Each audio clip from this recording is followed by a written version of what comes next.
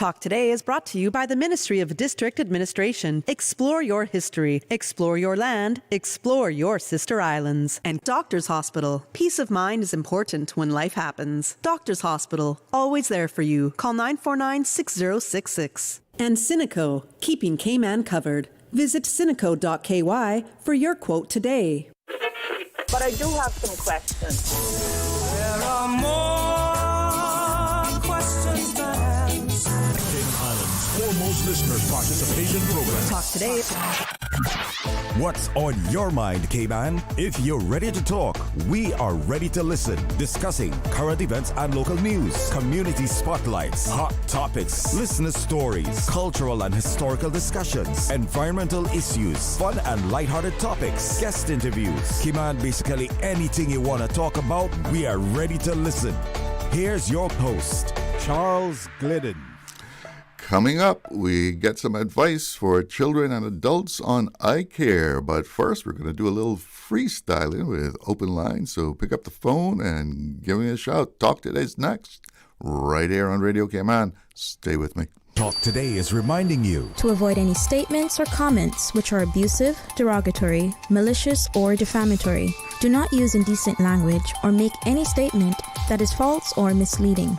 Call 1-800-534-8255, 949-6990, 949-8037, or WhatsApp us on 925-3261. And now, back to Talk Today. Good afternoon. I'm Charles Glidden. Thank you for tuning in. Welcome to Talk Today. And hey, it is Friday. Yeah, be proud of yourself. You know, you made it through another one, right? Yeah. How you doing out there? It's a nice afternoon here in Georgetown. You know, hot, of course, you know, maybe a shower here or there, but, you know, hey, it's August, right? And can't complain at all, especially if you don't have any, you know, storms threatening you or anything as we get moving into the peak of the hurricane season here, but everything's still quiet here in the Caribbean so far. You know, a little tropical wave moving through now and then, bringing us, you know, a little bit of rain for the plants, right? And cool us off a little bit. But yeah, it's a nice Friday afternoon here in Georgetown. I was seeing one of our visitors, a lady. She got bit by some unknown underwater creature, maybe a barracuda. This was while she was swimming down at Governor's Beach. Thankfully, she's all right. You know, it wasn't anything life-threatening, but they took care of her at the hospital, and she's doing okay. She got bit on the ankle by what, you know, people familiar with that sort of thing. I think probably a barracuda. You know, going after smaller fish or something. Possibly a shark. Well, but the barracuda is probably the thing. But in reading about the incident, I was immediately reminded of that big Byron Lee hit. Ouch! You remember that one? Big hit. Ouch! You know, it's lady where Johnny bite you. Yeah. Now you see, some Caymanians went to her aid, according to this article, and they went to the lady's aid and reported that she came out of the sea and said, ouch, and fell over. So the Caymanians should, you know, their response should have been, what? All of a sudden, a lady shout, where you bite me for Sunday? Where you bite me for Sunday? Your vampire. Yeah. The bloodsucker, you're Dracula. It's burning and burning, it's burning. It's burning and burning, it's burning. It's burning and burning, it's burning. Yeah, ouch, ouch. Yeah. Well, thankfully, she's doing okay, and I hope she won't think bad of Cayman. Maybe we should give her something, right? Some kind of, for getting bit at Governor's Beach, of all places. And that's a very rare thing to hear about someone getting bit, right, while they're swimming. But maybe we should give her, and I think her mother was with her, if I remember the article correctly. Give the two of them, return airfare on Cayman Airways or something, right? Come back, and next time, nobody's going to bite you. But make her feel good about her having to go to the hospital because of a bite by what was possibly a barracuda. You got to play those PR things, right? And what's happening around Cayman these days anyway for weekend? Let's see. We got a Summer Splash concert going on, if you're up to that sort of thing. I guess with these outdoor things like that, you got to be young though, right? Good legs. You got to be able to stand. But there's this Summer Splash concert going on this evening. Yes, today is the 14th. Featuring Maya. You might remember her from her hit Lady Marmalade. Yeah, so you could check that out if you're looking for some entertainment. This evening, go down there to. It says 7 Mile Green.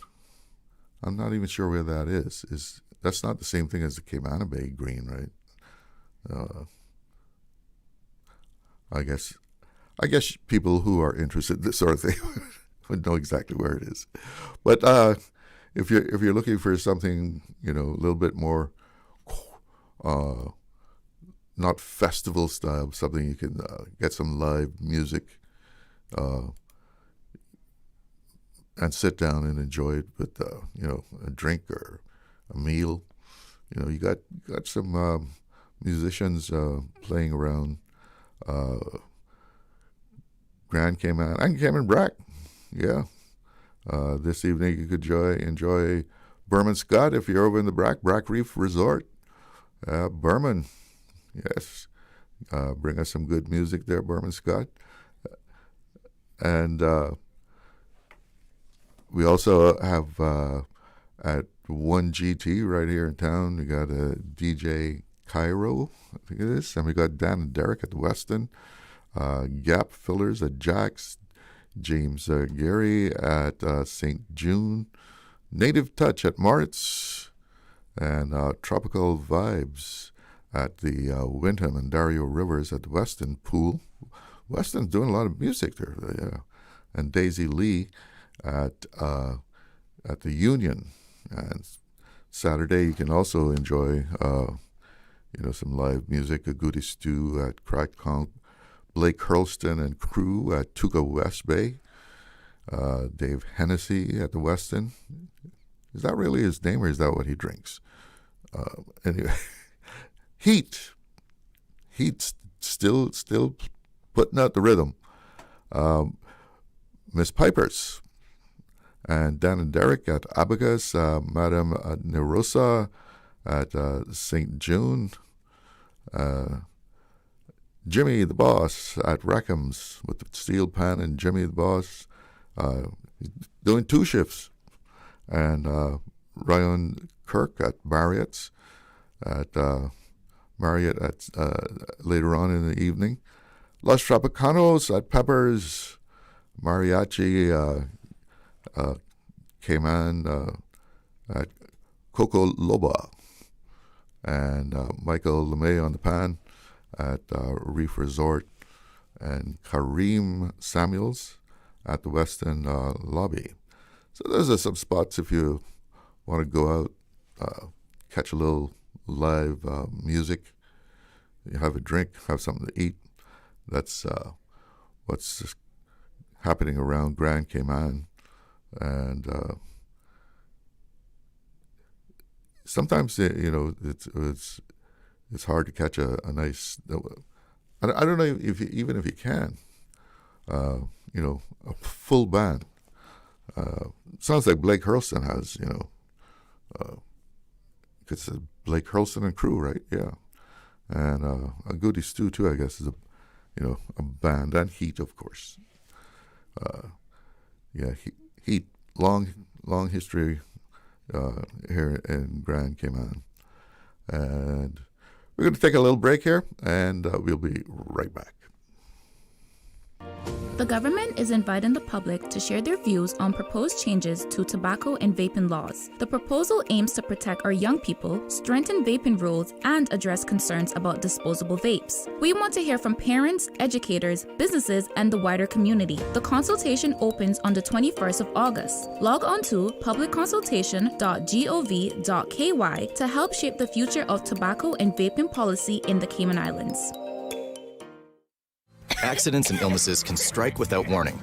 Ouch! When it comes to urgent care, every second counts. At Doctors Hospital, we have a dedicated team of experienced doctors and nursing staff available to you 24 hours a day, 7 days a week. Don't waste time in an overcrowded emergency room when you need urgent care. Whether it's a broken bone, a severe infection, or a sudden illness, trust in Doctors Hospital's unwavering dedication to providing the best immediate care. For complete urgent care when you need it the most, choose Doctors Hospital, located in Georgetown, 16 Middle Road.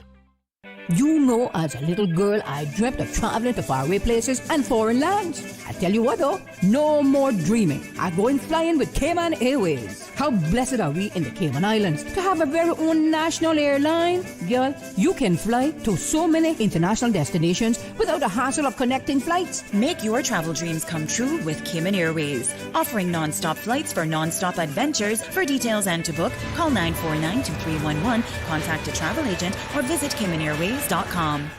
Hey, new drivers, don't just drive smart. Cynical and Inspire Cayman's Safe Driver program will show you how. Get real-life simulator training and classroom sessions to help you gain experience, stay alert, and avoid accidents. Learn to recognize risk, manage fatigue, and make smart choices behind the wheel. Certified participants may even pay less for Cynical motor insurance. Learn more and register at cynical.ky. Cynical, keeping Cayman covered. The Passport and Corporate Services Office is urging all residents to verify the validity of their travel documents and take steps to protect them ahead of the hurricane season, which starts the 1st of June. Residents are advised to check passport expiry date, verify entry requirements for their destination, apply for or renew passports and visas early, and make copies of passports and key documents and store them in waterproof containers. For more information, call 345-649-7678 or email passportandcorporate@gov.ky. Radio Cayman's Talk Today.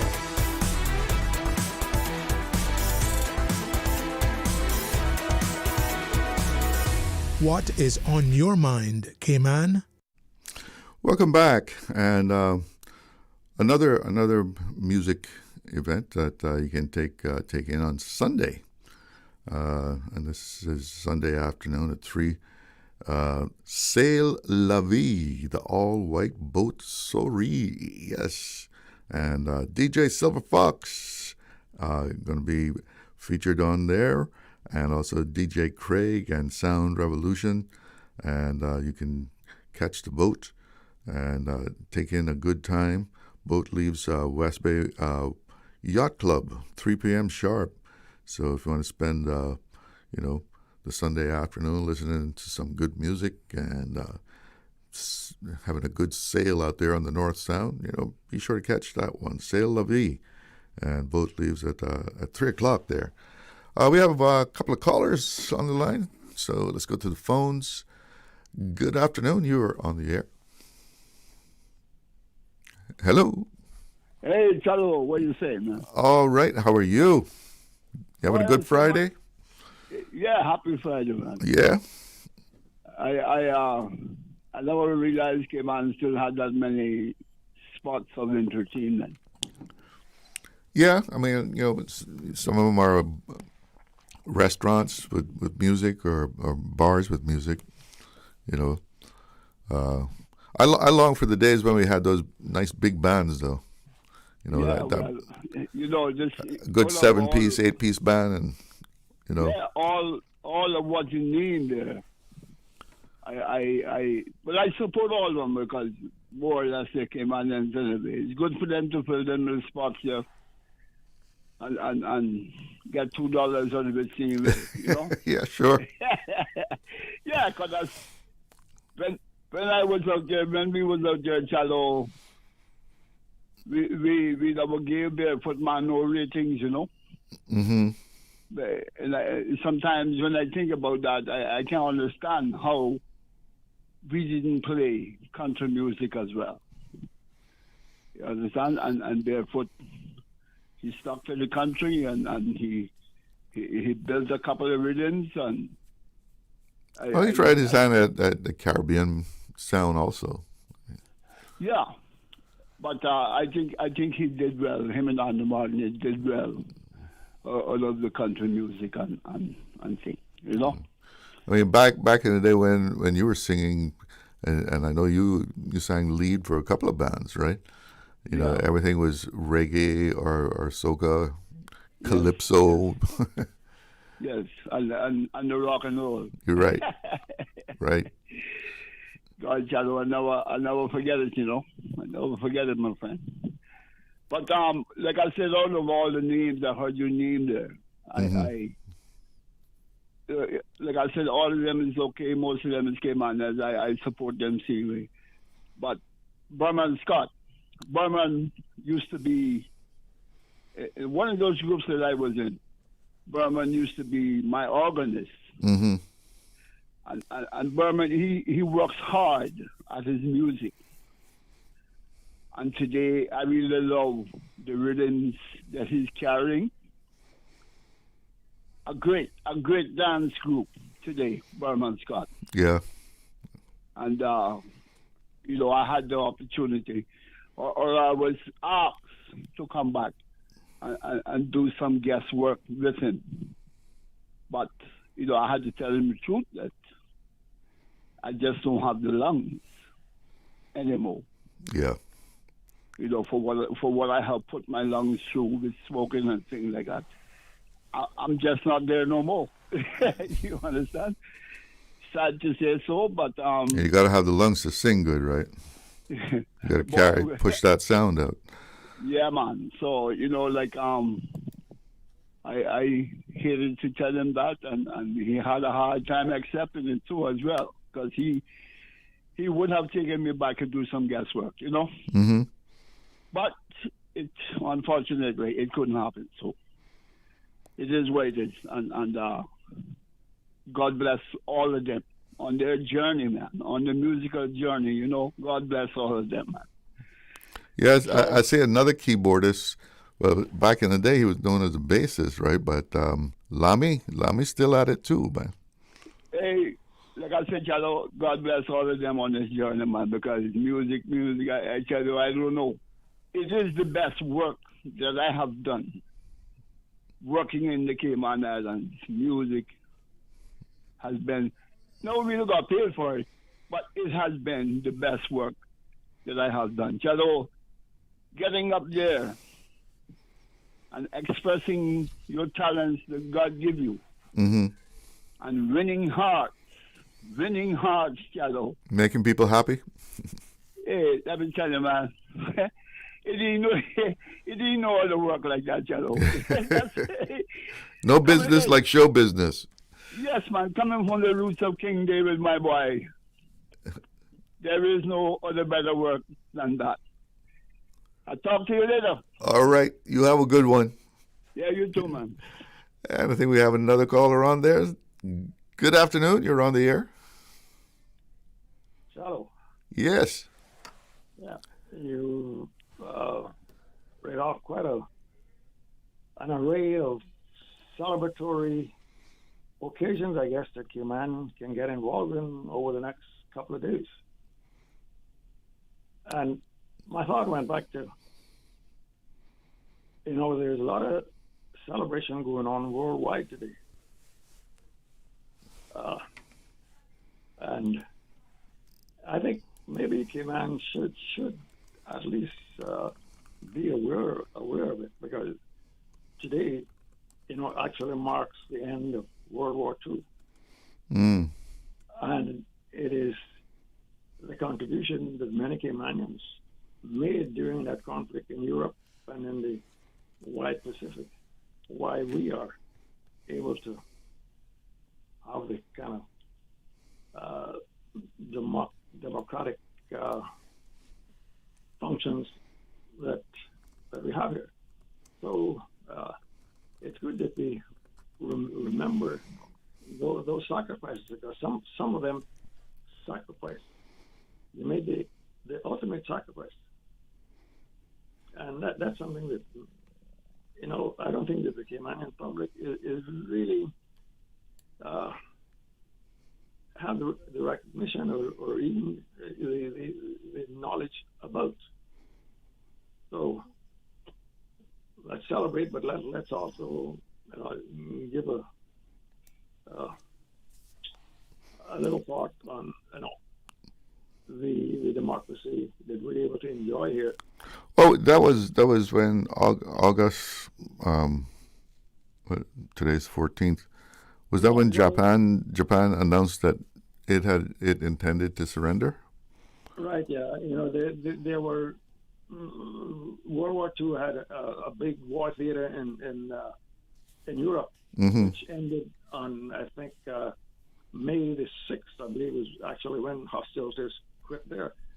And today, the 14th of August, was when Tojo and his bunch of hoodlums decided that there was no way of them winning the war, and they gave notice that they were going to agree to unconditional surrender. Yeah, that was after the U.S. dropped the 2 atomic bombs on them, right? Right, yeah. In fact, I guess there was one on the 5th and I think one on the 9th. And then that was the 14th, that a couple of days in between the 9th, because in those 2 instances, I think there was something like more or less like 300,000 lives that was lost in Japan from those bombs. And, think of the relevance of that 81 years ago to today. Yeah, well, going to atomic bombs, that changed everything, right? I mean, then the race was on for anybody, any country who was a country wanted to get the bomb too, the A bomb. Yeah, everybody wanted one at that point, and now I think there are maybe 10 or 15 what they call nuclear armed nations, mm-hmm. and some that's really bent on getting nuclear arms, that you could be back in the same time frame that the world found itself in 1939, and even back in 1912, 1913. And I think there should be some reverence to, and Cayman at the time maybe had a population of 400 or 500 people, and they had, I would say, upwards of 600-700 people, or 600-700 men. Mainly, I don't know really of any ladies that was directly involved in the war effort, but they were out there on the beaches of Anzio and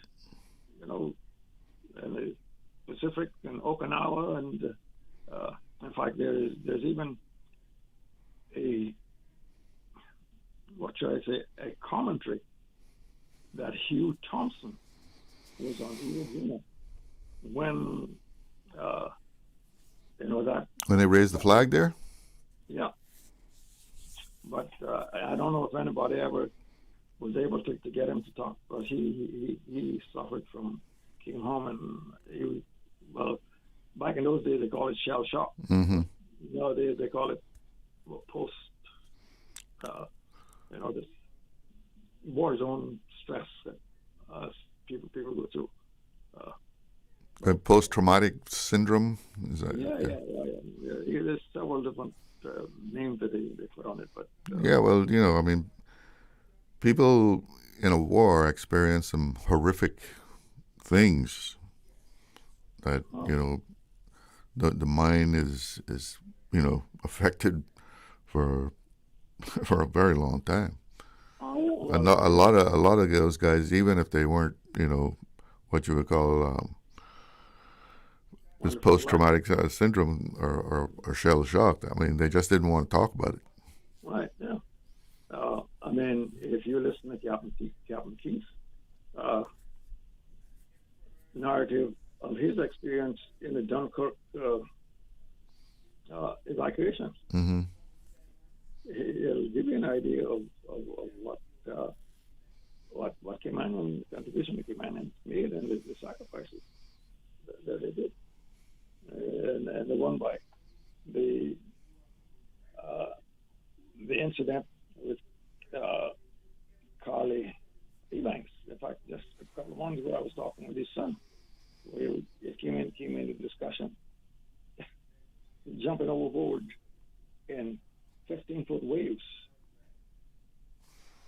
to do his duty. Yeah. It's so. I guess we should just enjoy the time we're in, but never forget how this has made it affordable for us. Yeah, well, if the outcome had been, differently, the Axis powers won the war, it would be a totally different story. What we're, living today. Well, yes, it's totally different world, but I think the state of the whole world today.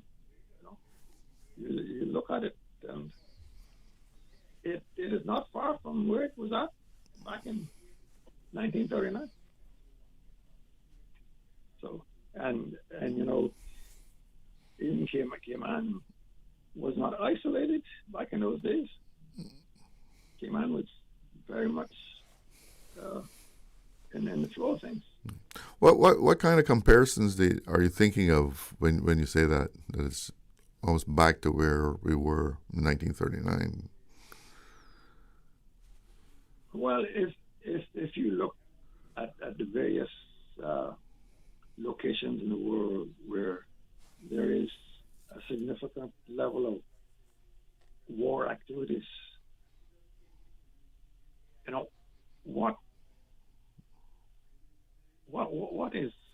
what are they looking? What kind of outcome are they looking for? Mm-hmm. Yeah. And trying to gain territory and it's domination. That was the root of Hitler's quest and Tojo in Japan, and look at Putin now, and the Iranian situation. Just think if at this point they had, and they would have had a nuclear device, nuclear bomb. They say at about this time, if intervention had not taken place a year, about 18 months ago. Just well, the thing about wars, and I mean, thinking about the two world wars, sometimes, something happens that no one ever thought would happen, and then that just leads to, a major conflict that engulfs a lot of nations. Yeah, basically the whole world. I mean, with the Iranian situation now, you think of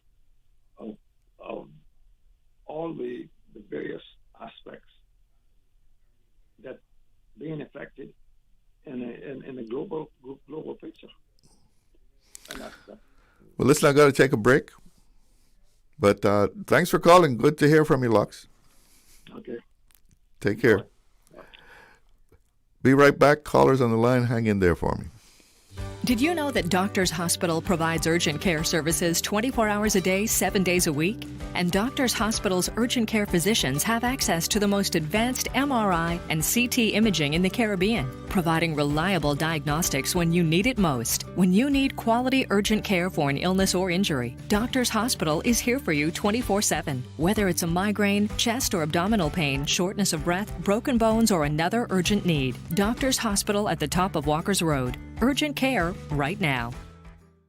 Cineco's parametric insurance after hurricanes is now available for motor policies. Fixed automatic payouts cover incidental vehicle expenses like fuel, cleanup, and minor repairs. No claims, no damage required. $200 for comprehensive policies or $100 for third-party policies. Available exclusively through Cineco and included with all new motor insurance policies and upon renewal for current policies. Visit Cineco.ky today. Cineco, keeping Cayman covered. Wouldn't it have been grand if you had purchased land 30 years ago? It may not be 2020, but a perfect vision has never been more clear. Cayman Brac and Little Cayman, poised for growth with an eye on the future. Your land, your history, your future. Discover all that our sister islands have to offer. When life feels busy, it's time to slow down and tune in. Breeze 105.3 FM gives you the timeless hits, smooth favorites, and the music that feels like home. Words cannot express how much you mean to me. Switch now and ride the breeze. Radio Cayman's Talk Today.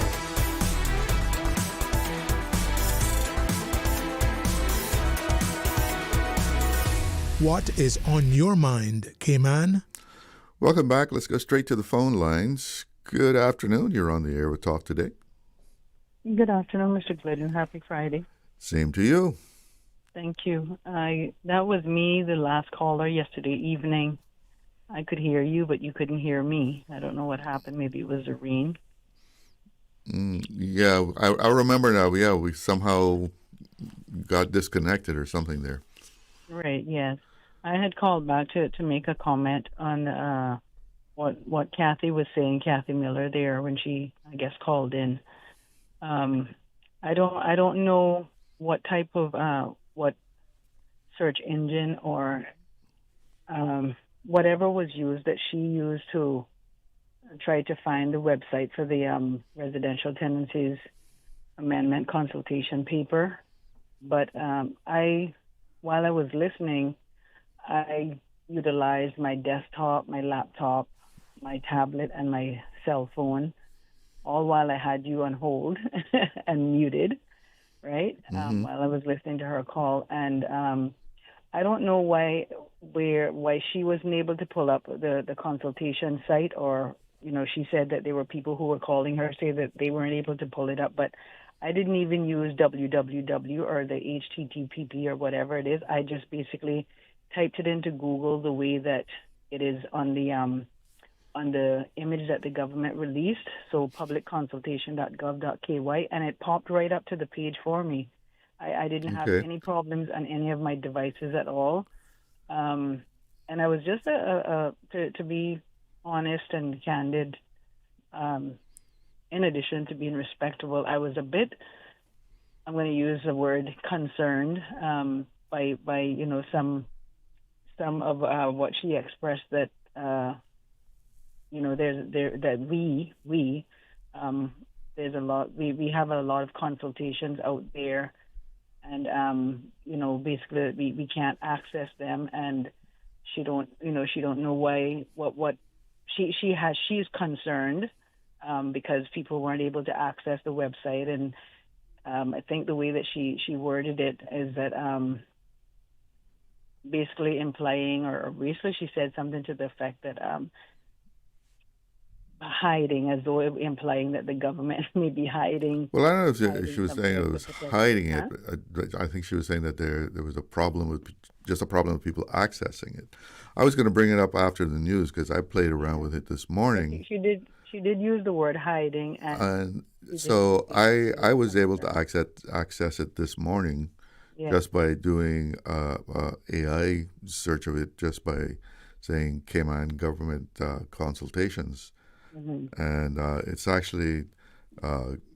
Let me see if I still have it here. It's a consultation hub. Yes. It's a standalone. Here it is.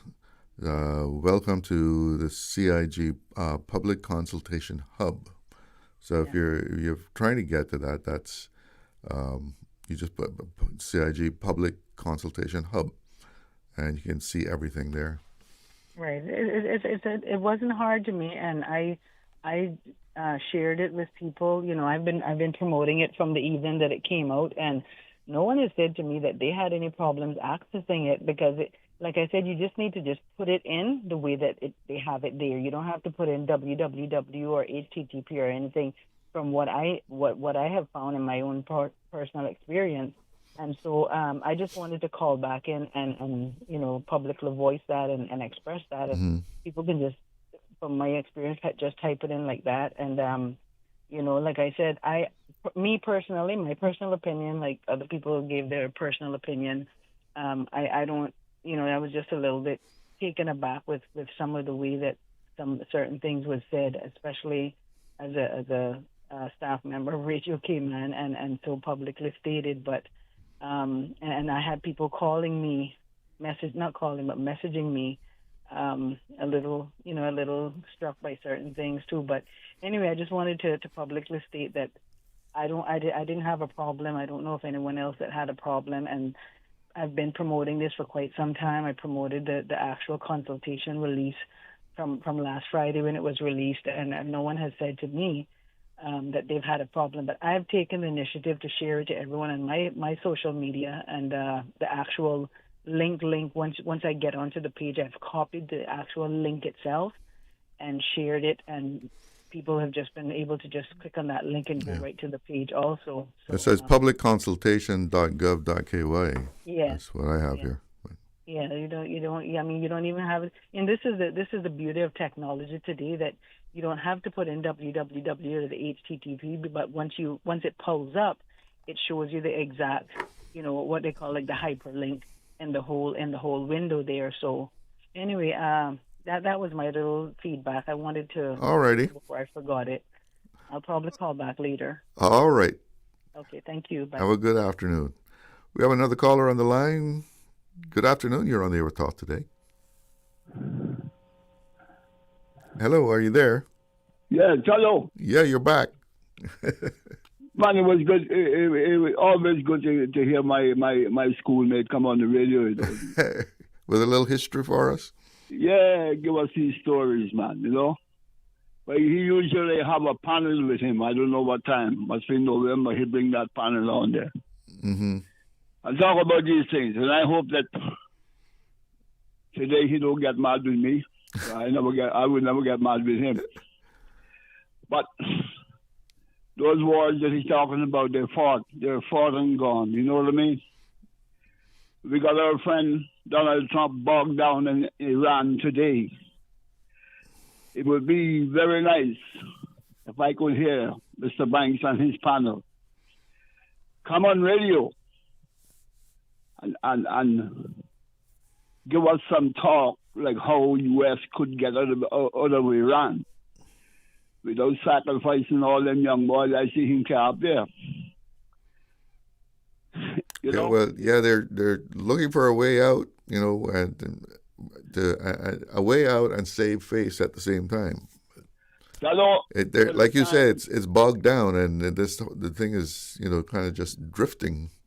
Yeah, man. Chalo, I don't know, my friend, but when I was like 6 and 7 years old, right, I was inspired by a World War II book in your family home, Captain Donald Glidden.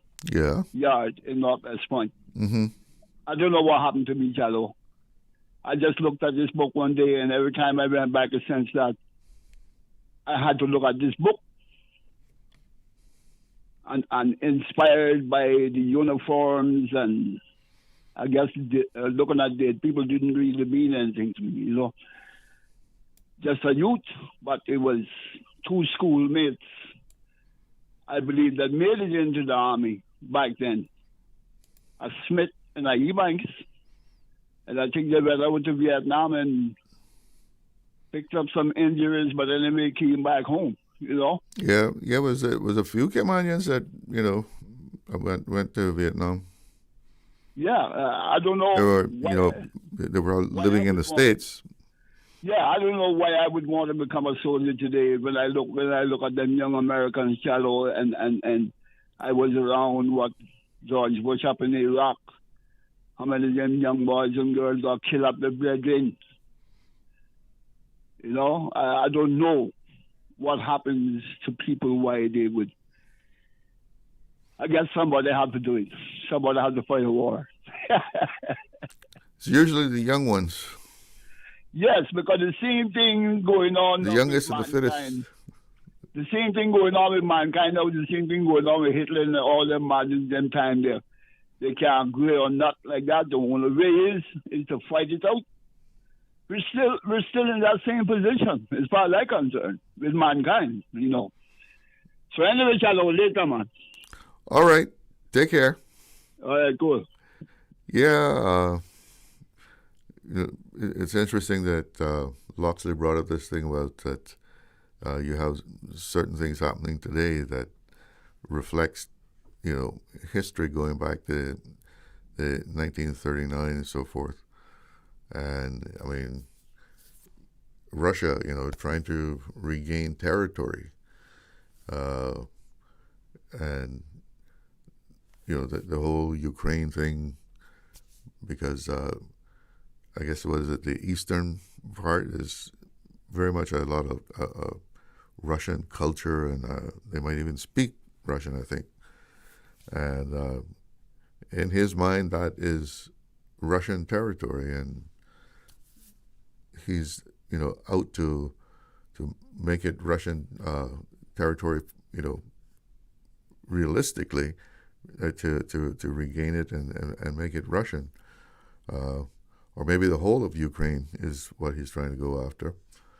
And the whole idea of, countries wanting to gain territory, that was at the heart of what was happening in World War II, whether it was in the Pacific or in Europe. The expansion of territory was, behind the whole invasions of places, and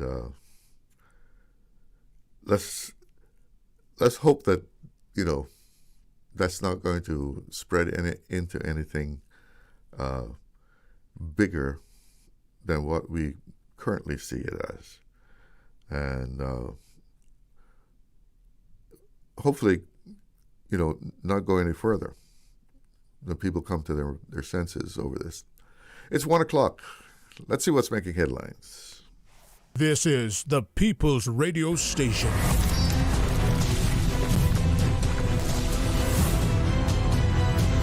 Radio Cayman in the Cayman Islands.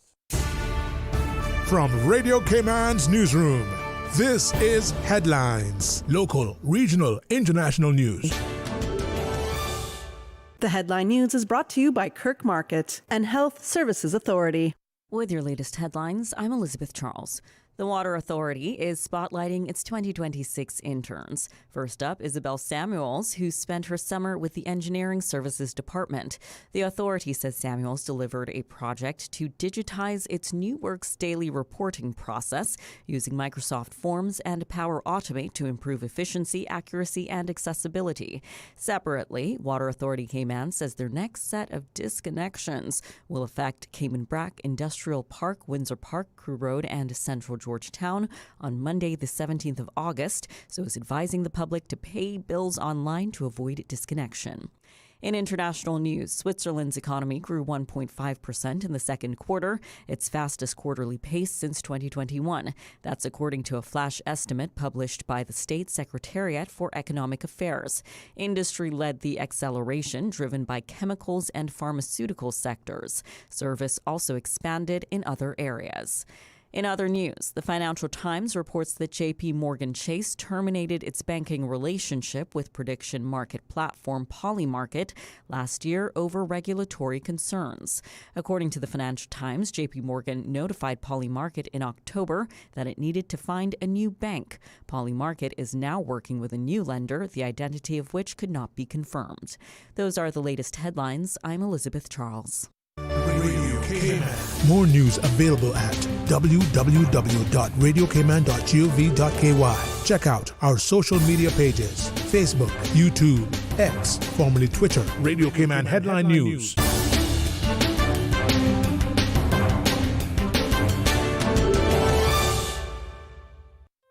Looking for fresh, healthy food that's full of flavor? Then you've got to visit Kirk Market. Our dishes are made with fresh, high-quality ingredients. Enjoy vibrant mixed greens or satisfying pasta salads. Or try one of our delicious grill options like blackened chicken, spicy beef steak, or grilled salmon. Looking for something light and flavorful? We've got sushi rolls and poke bowls prepared daily. And don't forget to explore a hot bar or Billy Fresh salad at the salad bar. Stop by Kirk Market today for breakfast, lunch, or dinner and taste the difference. Eat well, live well with Kirk Market.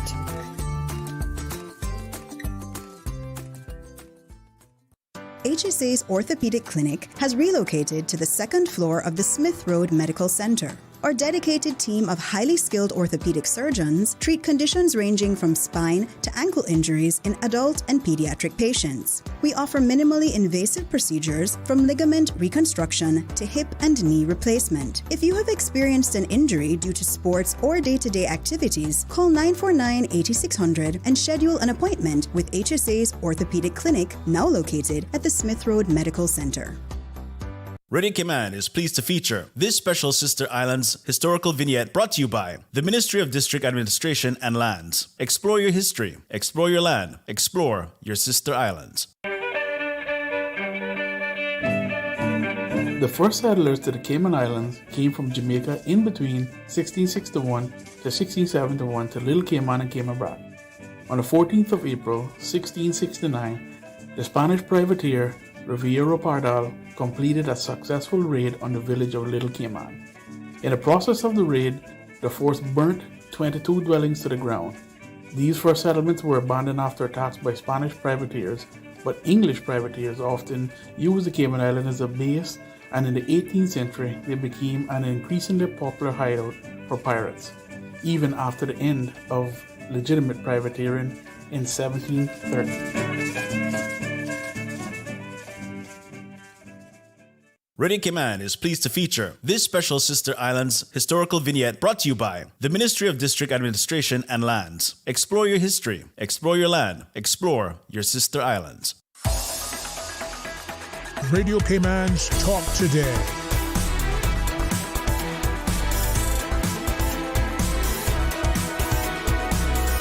What is on your mind, Cayman? Welcome back, and let's check on the weather here. It is 92 degrees here in Georgetown. Feels like 109, and we have the wind coming out of the east-southeast at just over 9 knots with a relative humidity of 66%. And the forecast is going for isolated showers this afternoon.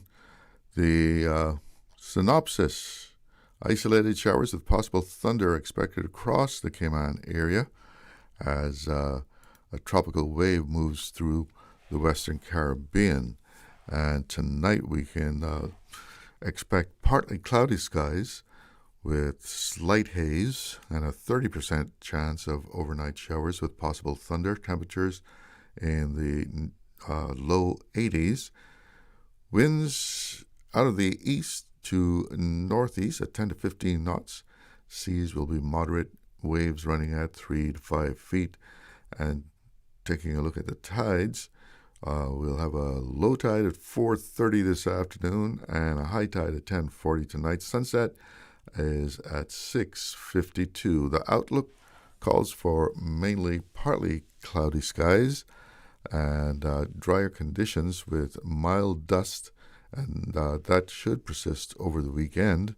Another tropical wave is expected to move through the Western Caribbean on Monday. So those waves keep on coming, and there's two strong ones out there in the Atlantic.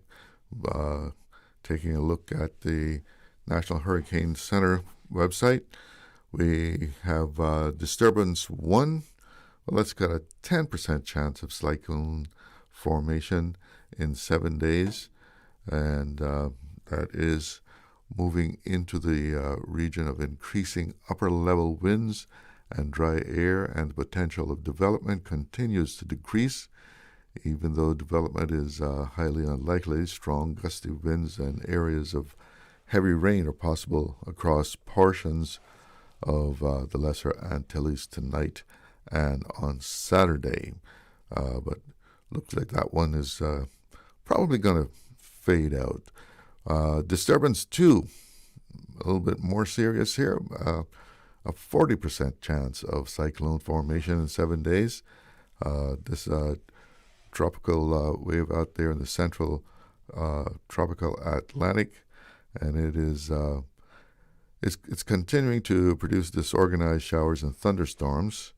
And while environmental conditions are conducive for some development over the next few days, the system could encounter strong upper-level winds next week, and that should decrease its chance for development. And that's how things are looking weather-wise here.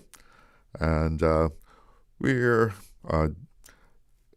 freestyling with our open line, and you want to make a call, 1-800-534-8255. That's courtesy of Flo. You can also reach us on 949-8037, 949-6990, and WhatsApp 925-3261. And we have someone on the line right now. Good afternoon. You're on the air. Good afternoon, Mr. Cello. Good afternoon to all our listeners. How are you today? All right. How's things in the BRAC?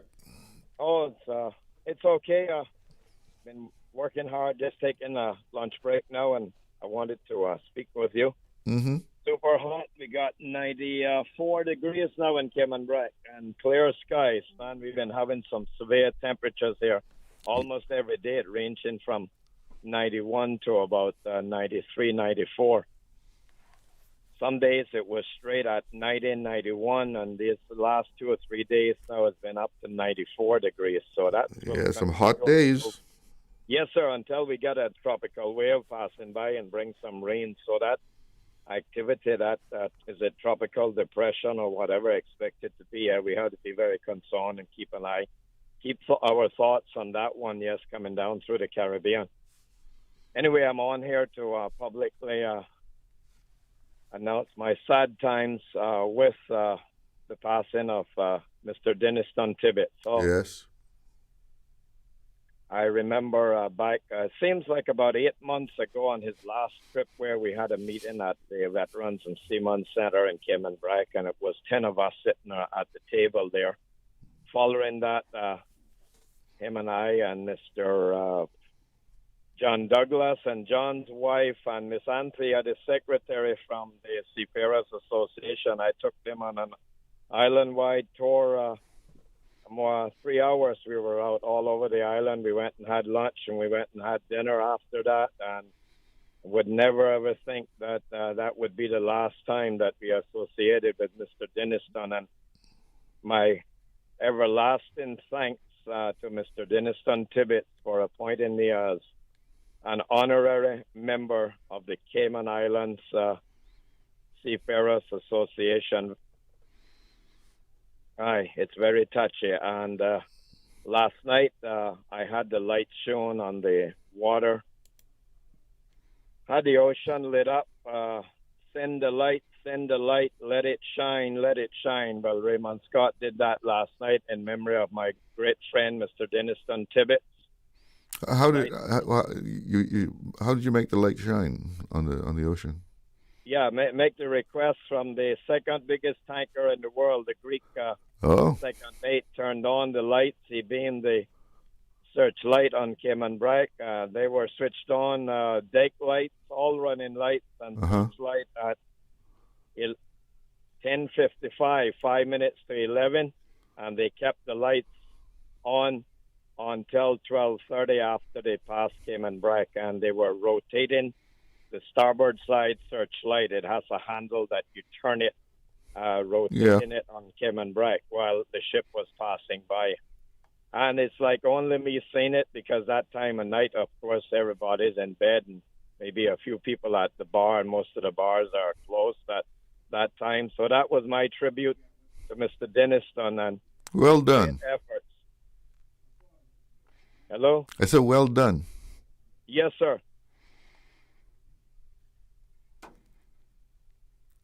So is it hard to get those ships to cooperate with you? Or No, they understand. Instantaneously, they comply with my request instantly, and they said, "What would you like me to do?"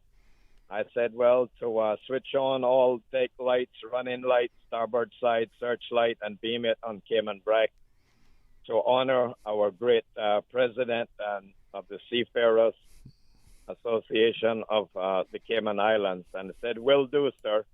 And then I called back and said, "Now my lights are all switched on. And how long would you like me to keep them on for?" I said, "Until after you pass the northeast point of Cayman Brack," which was switched on at 10:55, 11:55, and 12:30, roughly an hour and 35 minutes. The lights were shown on the water honoring this great man. And I want to say that him and I had a very close connection. Whenever someone passed away, a seaman passed away in Grand Cayman, the family would contact him, and he said, "Raymond, I got a request from a daughter or from so-and-so that they would like for you to bring in a ship and honor their father or their uncle, nephew, whatever."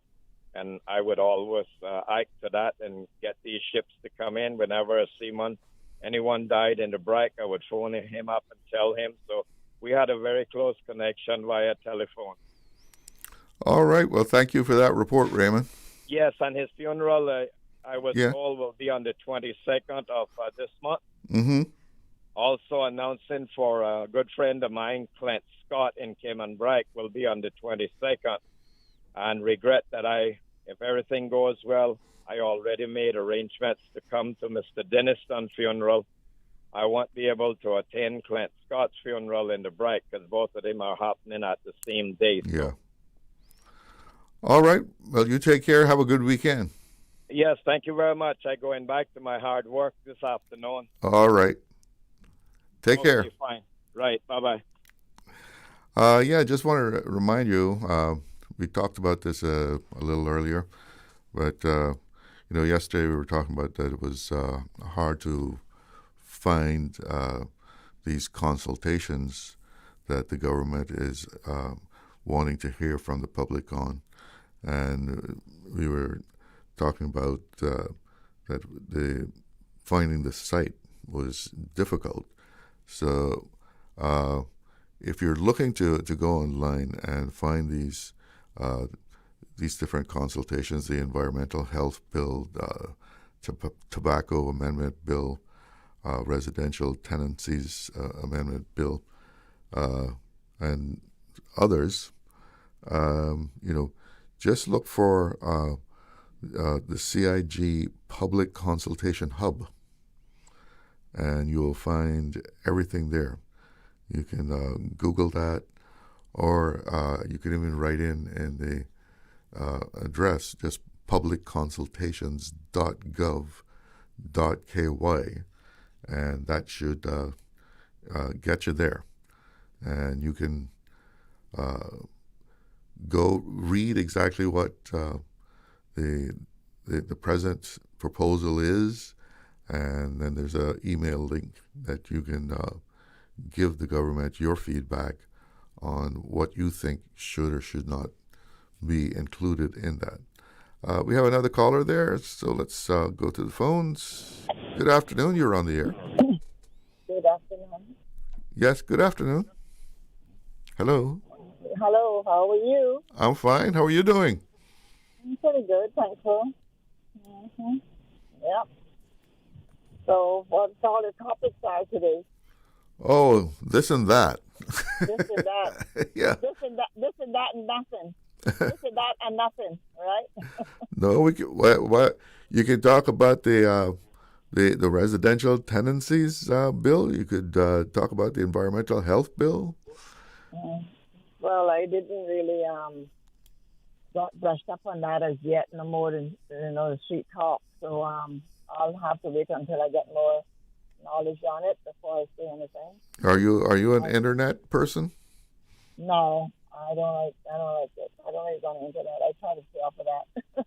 I just don't like you find right then you got to zoom it in and all that kind of crap. I ain't got time for that. Give me something big and bold. Okay. And then I'll read it off, But no, I haven't really looked into it, honest God truth. But maybe they should have hard copies available, though. I don't know if they do. I'll have to check that out. But that you could go somewhere and collect a paper copy. Well, that's going to be too easy to maintain to give us because that costs money, and some guys got to take and throw it down. We won't read it, so that's why we are always left behind on this island because we do not believe in communicating. We don't believe in reading. We just believe in sitting into negativeness, from time to time, instead of getting the hard truth of something and read it for yourself, that kind of way. Yeah. And I think that's our biggest downfall here on this island. We don't believe in reading and communicating and all that kind of stuff. Some of us. Well, we rely on rumor too much. You mean? Rely on rumor too much, and half the time it's not even true. That's why I try to be very careful when I come on this radio station. You understand? Mm-hmm. I don't want nothing to come back and bite me.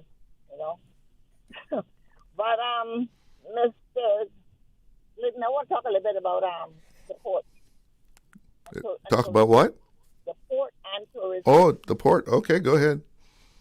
All right. Now, what I'm going to say, I know that the Royal Pier is a cargo dock, right? It's supposed to be cargo, but it is being used for the cruise ship, okay? So don't bite me back and tell me about it. No, it's a cargo dock, it's a cargo this and cargo that. Please don't bite me back in that category, okay? Okay. So, okay. Because I know it's a cargo dock, okay? But to say all of this that I want to say, the cargo dock, which is part of the Royal Pier for the cruise ships embark there, people put it dock so they can come off and enjoy the island, okay? Mm-hmm. Now, I just want to say that it just struck me a couple of days ago that we got 2 huge tents at the Royal Pier. And whenever any pre-book comes in, they will stand under those 2 tents and wait for their person to come and take them to their bus. Okay? A couple of days ago, nobody was being taken off as yet, and one of the taxi guys met, and he was sitting over there. And from what I gather, he was removed from there. Now, they got a line drawn on the ground, yellow, that no taxi driver is allowed to go over that to get anyone in the vehicle. Okay? So I have learned that where those 2 tents are located, and the space in between that and the walk-in, and then the yellow line, that is for the cruise ship. That is person that is booked off the cruise ship. So that is restricted. That is for them and them only. Mm-hmm. Wow, Mr. Glidden. I just start putting it all together. And they want to talk about building a pier, or whatever you want to call it, for these cruise ships to come into this island. Okay? Now, if the cruise ships can own that spot on our Royal Pier with their 2 two huge canopy umbrellas or whatever you want to call it. That's only who come up for that cruise ship as a pre-book, only to be in that section of the Royal Pier. Follow me? You follow me? Yeah. Now you're saying that even if nobody's there, you can't go in onto those tents and just catch a piece of shade for a bit. Is that? The boat was in and the people were not off the boat yet, and the individual was moved from under. Yeah. The only time you can catch going through there if you go to that restroom, but you don't go down if for no other purpose. Okay. Yeah. So what I'm trying to say is, now if the cruise ship can have that much power on our Royal Pier for their pre-book, that is being pre-book on their ship, I can just imagine what kind of power that they were allowed to have if they was to build a pier on this island. You understand? Yeah. Understand where I'm coming from? It is dog eat dog out there to a degree, but to say that this cruise ship got that power on our pier, it really makes you wonder, who are we? And why are we doing the things that we're doing? And that is why the cruise ship will always have a large pre-booking, because we don't have any government in the tourism that can stand up and say, you know what? We got just as much right here too. What about us? Why is it it is all about you guys? Why you all got to be on the right side, and we cannot interject into your right side? You understand where I'm coming from? Yeah, but let me ask you: Could it be that who was it that removed the guy that asked the person to move? Security or something? I'm not going to say. Okay, but could it be that they were just overreacting, like, being too zealous about moving a person? Yeah, I mean, it was just one. It was just one person, and they weren't even off the ship yet. Right, and they were just there sitting, waiting patiently, and they know that they will come back on the other side to do their job, right? Yeah. But to get out of the sun, and apparently it seemed like they were showing them, like, your side is over there. You understand? Yeah, but could it be that person was just like showing off their power, their authority? Thank you. Thank you. I'm glad that you used that term, because that's exactly what's happening. That's exactly what's happening down there. Some powers are going off down there, and it's against the people who do not have the pre-book from the ship. It is what's left of the people that is pre-booked that the taxi drivers are trying to get, and they're being shoveled, pushed around, and so forth. Let me give an example. A couple of weeks ago, an individual taxi driver, there's a yellow line on the ground now, okay? Mm-hmm. That's not supposed to step over that, because that would be stepping over in the pre-book. I don't know what the word is. I don't know what the word is. You'll be boundary. You'll be stepping into the pre-book boundary, so you make sure that you don't have one point of your shoe sitting over that yellow line. I saw last week, and I could not believe what I saw. This guy saw some people, and he was by the yellow line, and he stepped over that yellow line. And what you just said about being that kind of person, that's what it did. Came and tell them. In other words, they are over the line. Yeah, I mean, it sounds more like the people who are there to enforce that are, overdoing it. Overdoing it is. It's not instead of it actually being the policy that they're enforcing, but yes, it's like, and it is crazy, and to say that his point of his shoe was over that yellow line, and he was come back into his soul. Hey, in other words, you need to step back. What do they say? You give some people a little authority, and it goes straight to their head.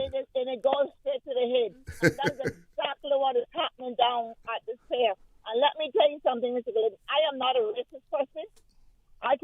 nice to everybody. But when you see that your Caymanians are not for you and they're fighting against you, that's a hard pill to swallow when you witness it on a daily basis. It is always the ningy, and the simple step that you make, they are coming at you. They are coming at you.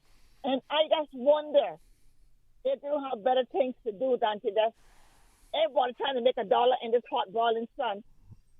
They must keep. Other people can do as they please, but some people can't do as they please. We got someone down there and they're down there, and they're like a jumping jack all over the compound, over the yellow line, and I have never seen them being removed from over the yellow line. And I'm telling you from what I see, I know what somebody tell me. You understand? Yeah. And I'm like, okay, where's this individual? Why ain't moving him? I just observe. I said to myself, why are you moving him? You know? And he'd move like a jumping jack. By the time they would get to him, he wouldn't be over the yellow line no more. You understand? Yeah. Like a jumping jack. And to say all of that, to say this, the cruise ship has this gathering when they get into every destination, telling them what to do and what not to do. Mm-hmm. Okay? And Mr. Glidden, the stories that I have been given from real human beings, not no hearsay. A lady told me last week, she said if she had listened to the cruise ship, she would not have gotten off to see what this island was all about. They didn't have nothing good to say about Cayman. Really? And she said that she asked them, so what am I supposed to do since I'm not pre-booking with you guys on the ship? They want you to pre-book. Of course, yeah. And once you pre-book, then, Cayman is beautiful, Cayman is this, Cayman is that. But if you don't book for them, they feed you negativeness. Yeah. The lady said that she is so glad that she came off and did what she did. Because in the picture, that the boat pink about coming onto this island, she could not believe it. And she said when she go back to the boat, she will tell them she had a good time. And she's happy that she did not pre-book. She came off and booked her own tour. You understand? Yeah, and she took your taxi. Yes, sir. And well, thank you for doing a good job and giving her a good impression of Cayman. I am getting so many conversations with these visitors, the way that they are being told on the ship, not to this and not to that on this island. It is unbelievable. Yeah, well, it's all about, the dollar. It's all about the dollar. Yeah, I asked him, Mr. Rado, wherever you are today, you need to get out there and fight for this Cayman Island because the cruise ships are not saying anything good about the Cayman Island. They tell the taxi drivers, do not take the taxi, take a public bus to get where you want to go. It's cheaper. So I said to them, did they tell you that the public bus will probably make about 5 to 6 stops before you get to your destination? Did they tell you if you left anything on that bus, it's not guaranteed to receive? But if you're in a taxi, your item is guaranteed to be received back to Port Authority to try to find who it belongs to. Did they tell you all of that? No, they didn't. I say, well, you know what? It's good that you try to learn on your own instead of making everybody ram what they want to ram down your throat. I didn't use that kind of word to them. You understand? Uh-huh. But really and truly, they're painting a real ugly picture. These cruise ships is painting a real ugly picture of this Cayman Island, and they want to be in control with everything when they go to these islands. If Cayman ever decide to make these cruise ships get a bigger piece of the pie on this Sodeba Island, let me tell you something. It's going to be a war on this island with these taxis and these cruise ships that has no respect for this island. Listen, I got to break in on you because I got to take a break. All righty. Good to hear from you. Have a good weekend. Yeah, you too. Bye. Bye-bye. And before we go to the break, one of our listeners sent a WhatsApp message here. Says, congratulations to the Cayman Regiment. They just had another passing out ceremony last Friday, and they are now up to full complement. And furthermore, the Cayman troopers have been selected to guard King Charles at a Commonwealth conference, among other regiments. So the Cayman soldiers have been picked to help guard King Charles and other top dignitaries at a major conference of the Commonwealth. So, yes, congratulations to our regiment. We're going to take a break, and coming up after that, we're going to learn about eye care. Stay with us. Explore your history. Explore your land. Explore your sister islands, the ultimate staycation experience. Your culture, your freedom, the land that time forgot isn't gone. It's your sister islands. Discover all that our sister islands have to offer. Accidents and illnesses can strike without warning. Ouch! When it comes to urgent care, every second counts. At Doctors Hospital, we have a dedicated team of experienced doctors and nursing staff available to you 24 hours a day, 7 days a week. Don't waste time in an overcrowded emergency room when you need urgent care. Whether it's a broken bone, a severe infection, or a sudden illness, trust in Doctors Hospital's unwavering dedication to providing the best immediate care. For complete urgent care when you need it the most, choose Doctors Hospital, located in Georgetown, 16 Middle Road. Hey, new drivers, don't just drive, drive smart. Cynical and Inspire Cayman's Safe Driver program will show you how. Get real-life simulator training and classroom sessions to help you gain experience, stay alert, and avoid accidents. Learn to recognize risk, manage fatigue, and make smart choices behind the wheel. Certified participants may even pay less for Cynical motor insurance. Learn more and register at cynical.ky. Cynical, keeping Cayman covered. Looking for fresh, healthy food that's full of flavor? Then you've got to visit Kirk Market. Our dishes are made with fresh, high-quality ingredients. Enjoy vibrant mixed greens or satisfying pasta salads. Or try one of our delicious grill options like blackened chicken, spicy beef steak, or grilled salmon. Looking for something light and flavorful? We've got sushi rolls and poke bowls prepared daily. And don't forget to explore a hot bar or Billy Fresh salad at the salad bar. Stop by Kirk Market today for breakfast, lunch, or dinner and taste the difference. Eat well, live well with Kirk Market.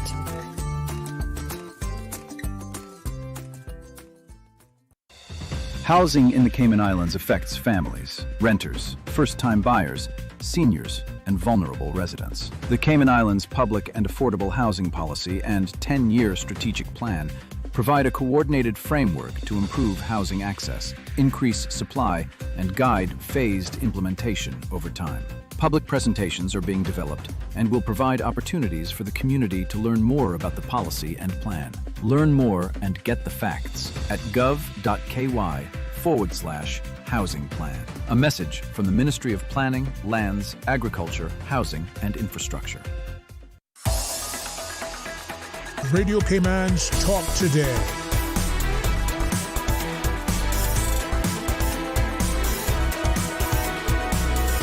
What is on your mind, Cayman? Welcome back, and we're going to shift gears right now because this afternoon we're going to learn about eye care for children and adults, especially when it comes to cataracts and children's vision. Joining me now is Dr. Adi. He's a pediatric ophthalmologist with HSA. Dr. Adi, good afternoon. Welcome. Good afternoon. Thank you for having me here.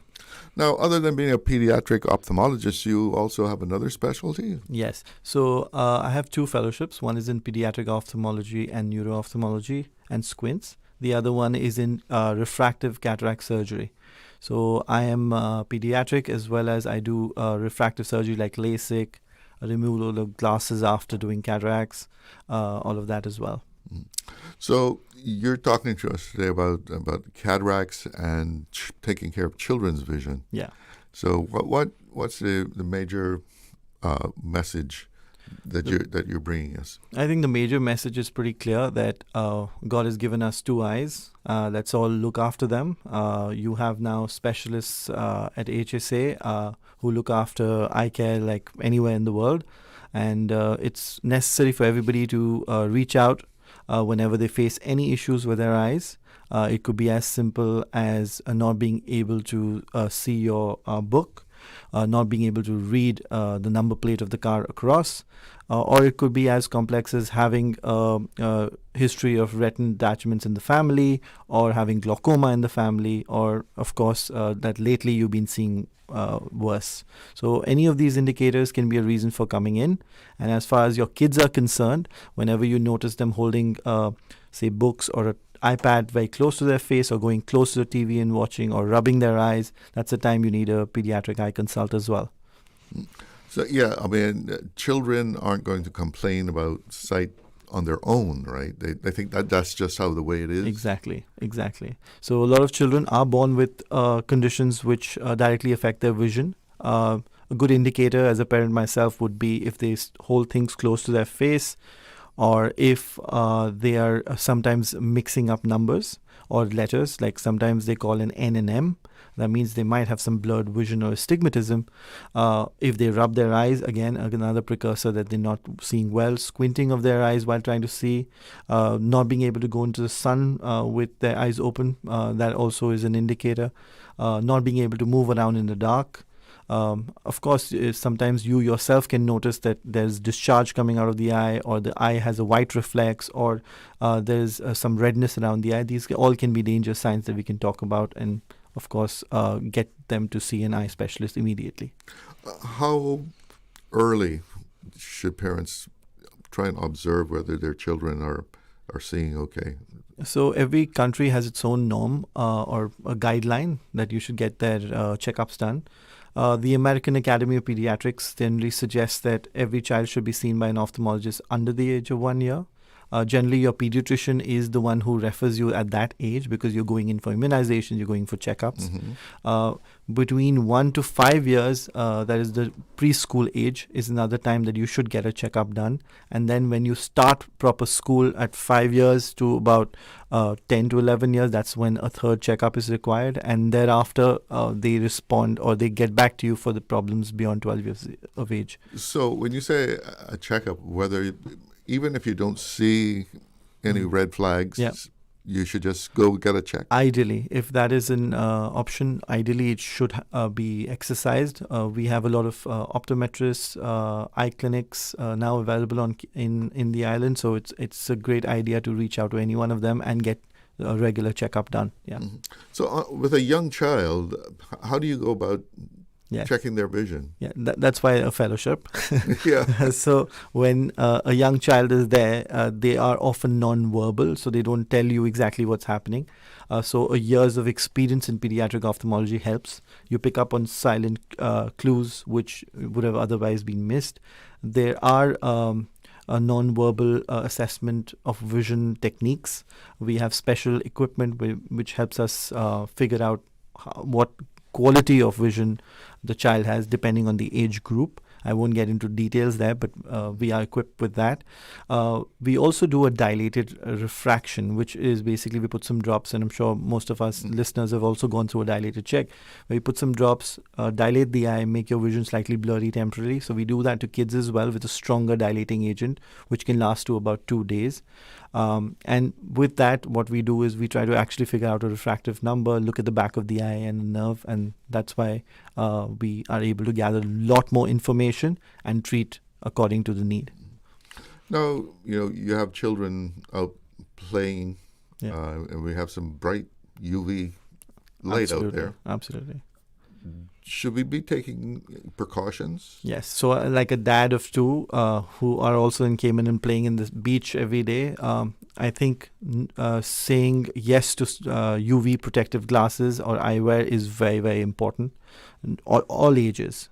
Children get no, I would say, bargain there. Everybody needs those UV protective glasses. So it's not just about being cool. No, it isn't. The good part is it makes you look cool, but that's not the underlying reason for it. Everybody in Cayman should have a pair of dark glasses in their car and also in their beach bag. So I think that's very important for all children as well, because UV damage is real. All parts of the eye go through different levels of UV damage when that happens. Now, is just going and picking up a pair of dark glasses, is that good enough, or you need something that's polarized? Excellent question. There are various levels of UV protection. Polarized as being one of them. Do check on that. I think UV 400 is what's recommended for the Cayman Islands, but I would suggest we should have either polarized or UV 400 protection whenever necessary.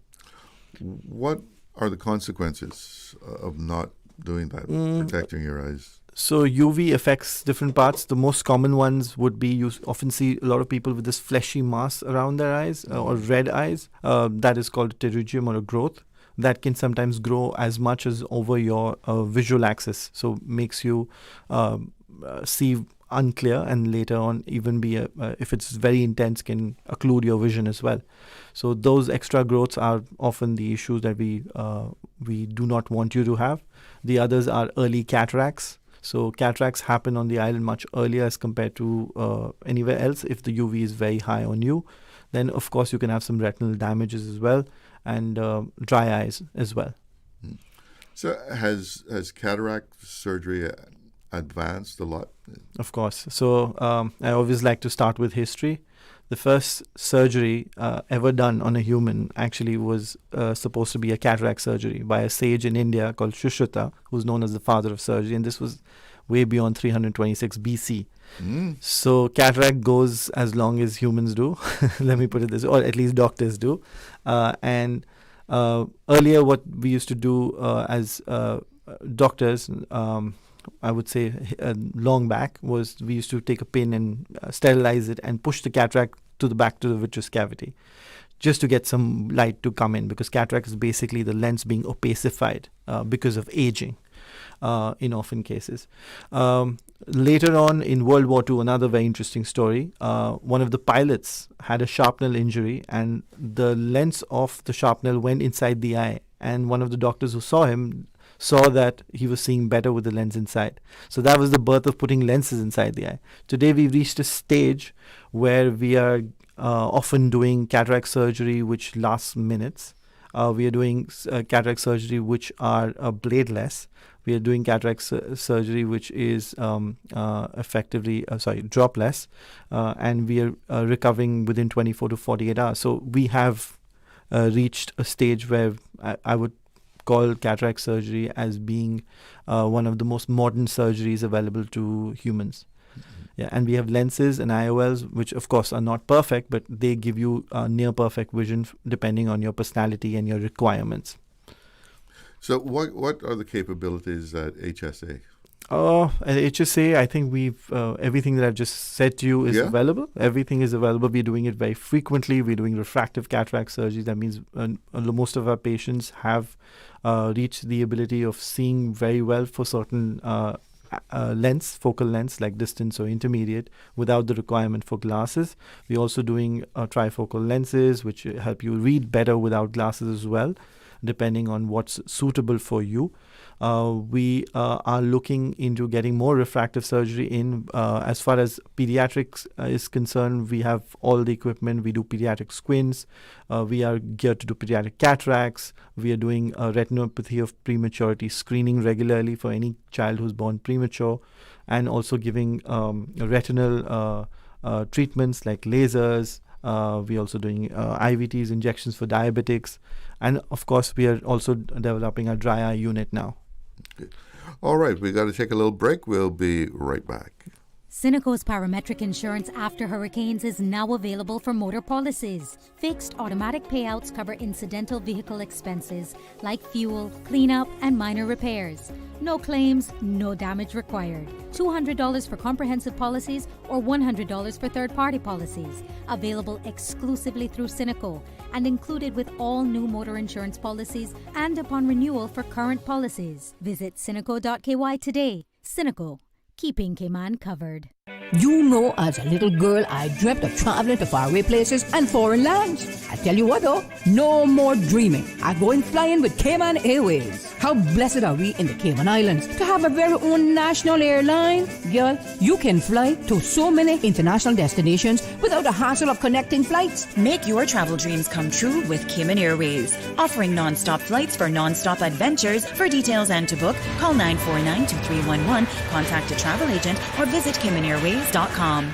It's that time again, K-Man! The Pursuit of Excellence Foundation invites you to our 8th annual Ready, Set, Learn Back to School event, helping our students start the school year prepared, confident, and ready to achieve. Join us in Grand Cayman on Saturday, August 22nd from 2 p.m. to 5 p.m. at the Lion Center, and in Cayman Brac on Sunday, August 23rd from 2 p.m. to 5 p.m. at the Ashton Rutty Center. Come out for an afternoon of free school supplies, backpacks, refreshments, fun activities, giveaways, and so much more for students and families. For 8 years, Ready, Set, Learn has been bringing our community together to support Cayman's young people. And this year, we're doing it again. So parents, bring the kids, spread the word, and come get ready, set, learn. August 22nd in Grand Cayman and August 23rd in Cayman Brac from 2 to 5 p.m. Presented by Pursuit of Excellence, the Lloyd Barker Foundation. Empowering our youth, supporting our families, pursuing excellence together.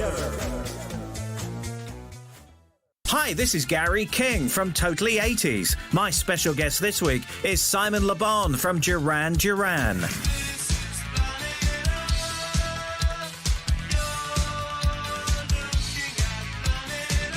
Simon shares some of the tour secrets of the band. I also bring you the latest news on the biggest stars of the decade.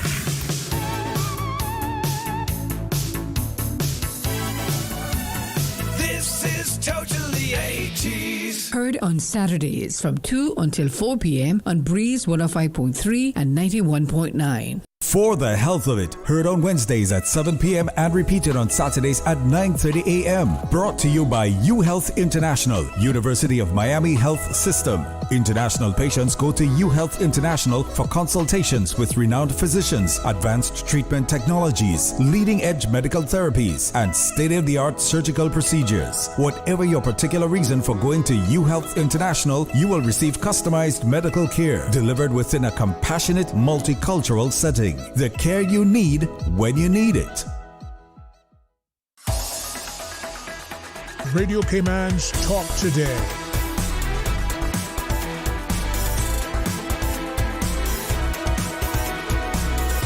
What is on your mind, Cayman?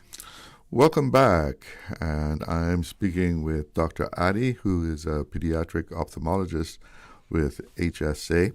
Dr. Adi, school is just around the corner here. Is an appropriate time for parents to make sure that their children's vision is in good shape? Yes, completely agree. I think before the school starts, it's always best because, again, if the doctor wants to dilate the eyes, we need about 24 to 48 hours before you can get back to normal school duties.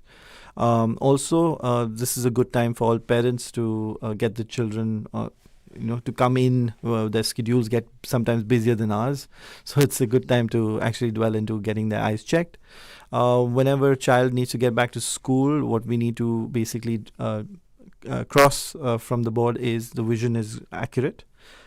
There's no retinal issues, no allergies, making sure that the screen habits are well maintained, because a lot of children are now learning on screens. That itself goes against a lot of eye care fundamentals. Speak to that about the screen time, and the I guess the brightness, the color of the screen, and the effect on the eyes. So myopia basically is nearsightedness. It's now becoming slowly the next, supposedly the next pandemic. There was a study down in Sydney which said by 2050, at least 50% of the childhood population in the world will be myopic. That means needing glasses, which is a huge economic as well as medical burden.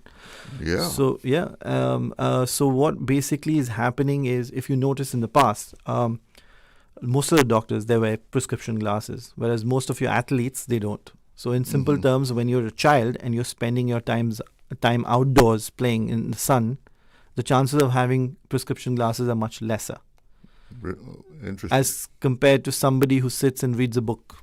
So if you remember Archies and everything, anybody who's a nerd, they just put on a pair of glasses. Yeah. Yes. So the idea goes in the same flow that if you're indoors and doing more of near activities, which includes books and of course now screens, because with screens it's mostly addictive as well as you're holding it close to your face, the chances of the child needing prescription glasses go up. So there's another study done in China. What causes that though?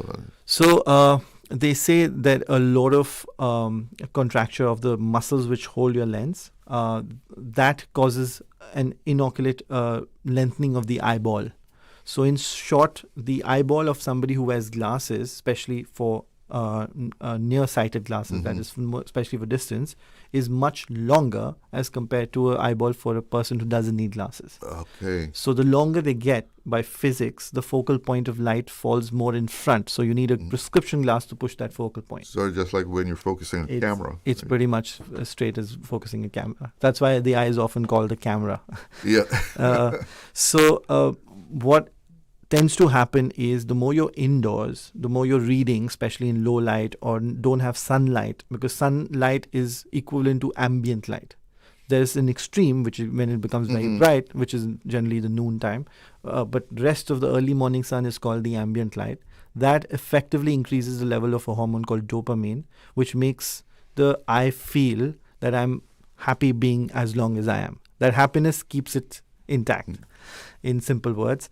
So it makes sure that the eye does not develop a prescription number by lengthening. So what we often prescribe for children who have uncontrolled glasses or start having is reduce your screen time and increase your outdoor activity. In short, I always say if you do 2 hours of outdoor activity, you're allowed to do 1 hour of indoor activity. So that is the balance I generally prescribe to kids who come with glasses to me. So getting outside and playing is a good thing. Exactly. It comes back to how it started, always, yeah.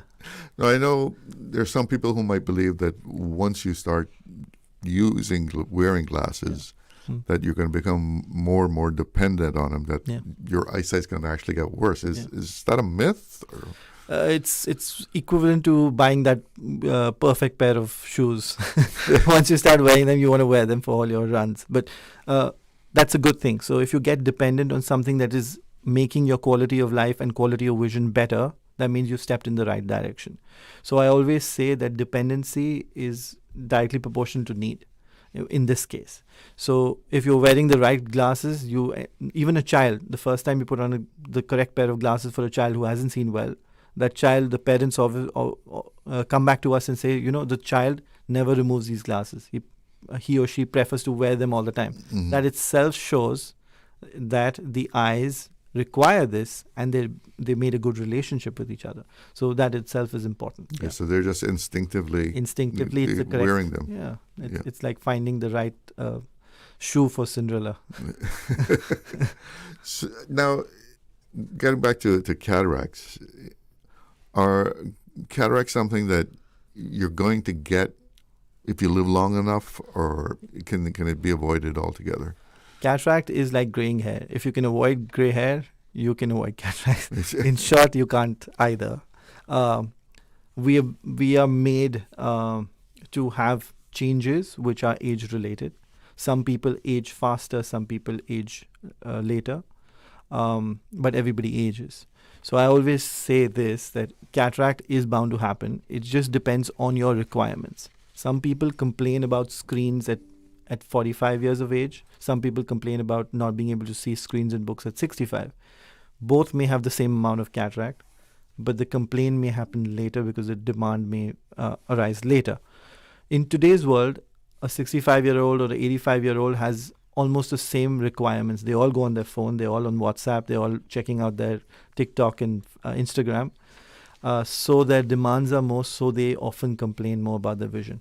Compared to somebody 3 generations back who's 85, probably had a phone then, didn't have those visual exercises, so was more comfortable living with a cataract. So that's the difference. Does vision problems in children affect learning and actually their behavior also? Yes. So I have a very simple way of putting this. If they see, they learn. So if what we understand is 80% of what a child learns is from seeing in day-to-day life.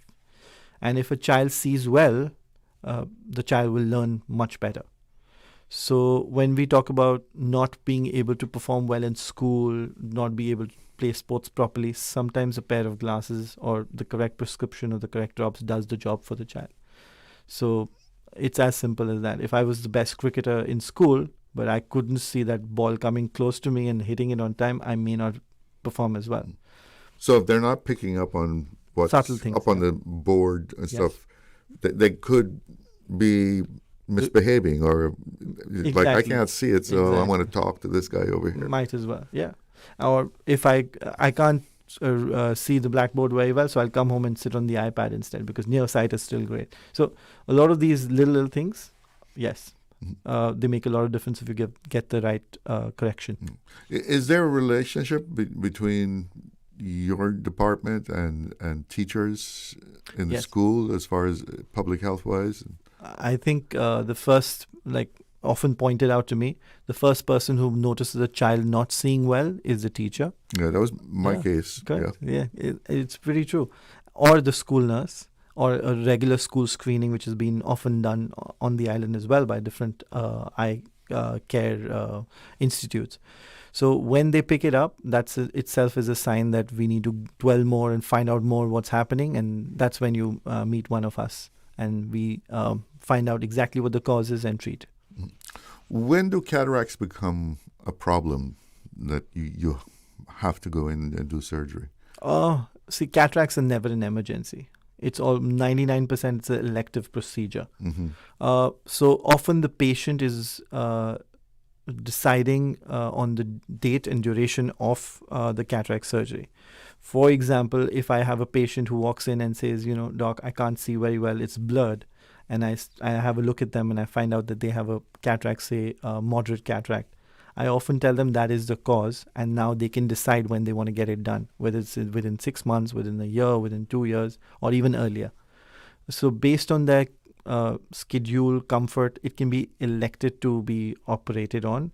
And the good part about surgery today is that, like I said, it's entirely needleless, no injections, recovery is fast, and it's efficient and effective. I think we have as much as a 99% success rate, which is more than driving on the roads of Cayman and not getting your car scratched, so which is pretty good to have. So before we're out of time here, just recap for us the services that are available at HSA as far as eye care. I think we can safely say we have a world-class eye institute happening at HSA now. We have a glaucoma specialist, we have cataract specialists, we soon have a retina specialist, we have all the equipment, including to have a look at your entire retina without even dilating your eyes. So we have at par with anywhere in the world equipment for cataract, refractive, as well as glaucoma, as well as retinal lasers available.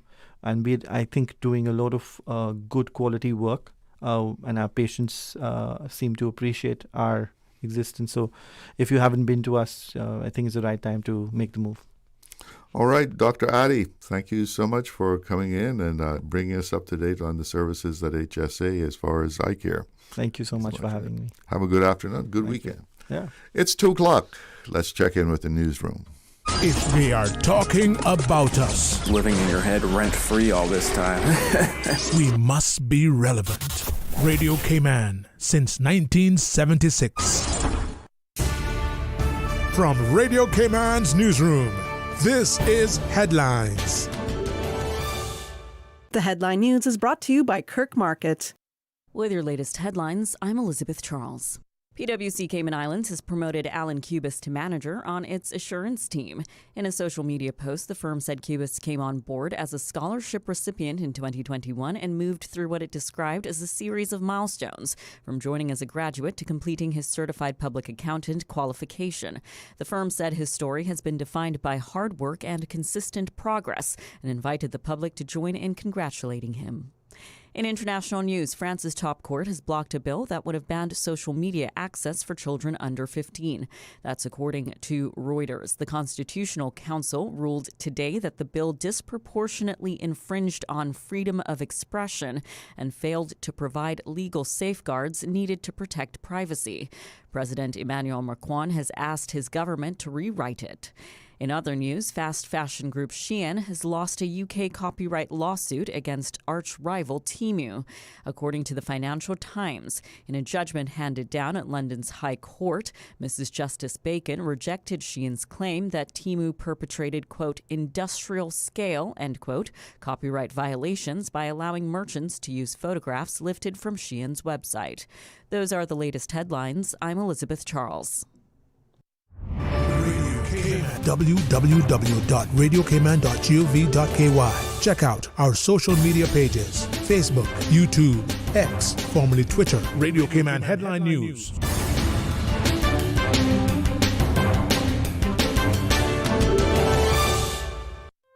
Looking for fresh, healthy food that's full of flavor? Then you've got to visit Kirk Market. Our dishes are made with fresh, high-quality ingredients. Enjoy vibrant mixed greens or satisfying pasta salads. Or try one of our delicious grill options like blackened chicken, spicy beef steak, or grilled salmon. Looking for something light and flavorful? We've got sushi rolls and poke bowls prepared daily. And don't forget to explore a hot bar or Billy Fresh salad at the salad bar. Stop by Kirk Market today for breakfast, lunch, or dinner and taste the difference. Eat well, live well with Kirk Market.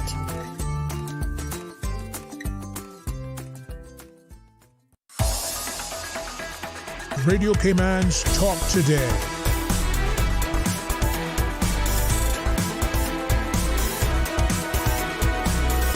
What is on your mind, Cayman? Welcome back, and let's check on the weather here. Current temperature in Georgetown, 92 degrees. Feels like 107 out there. And the wind is out of the east-southeast at 10.5 knots with a relative humidity of 64%.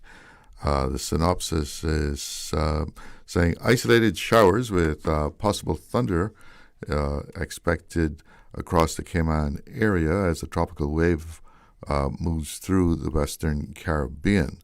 And tonight we can expect partly cloudy skies with slight haze and a 30% chance of overnight showers with possible thunder. Temperatures will fall near the low 80s, and wind out of the east to northeast at 10 to 15 knots, seas running at 3 to 5 feet. The next low tide at 4:30 this afternoon, and the next high at 10:40 tonight. Sunset at 6:52. The outlook calls for mainly partly cloudy skies as drier conditions with mild dust persisting over the weekend. Another tropical wave is expected to move through the Western Caribbean on Monday. And we have some tropical waves headed westward out there in the Atlantic, but hopefully they are going to be destroyed by El Nino. Disturbance 1, 10% chance of cyclone formation in 7 days, but the system is moving into a region of increasing upper-level winds and dry air, and the potential for development continues to decrease. And disturbance number 2, it has a 40% chance of cyclone formation. And while environmental conditions are conducive for some development over the next few days, the system could encounter strong upper-level winds next week, decreasing the chance for development. And that's where things stand as far as the weather right now. And before we go to the phones, a couple of WhatsApp messages here.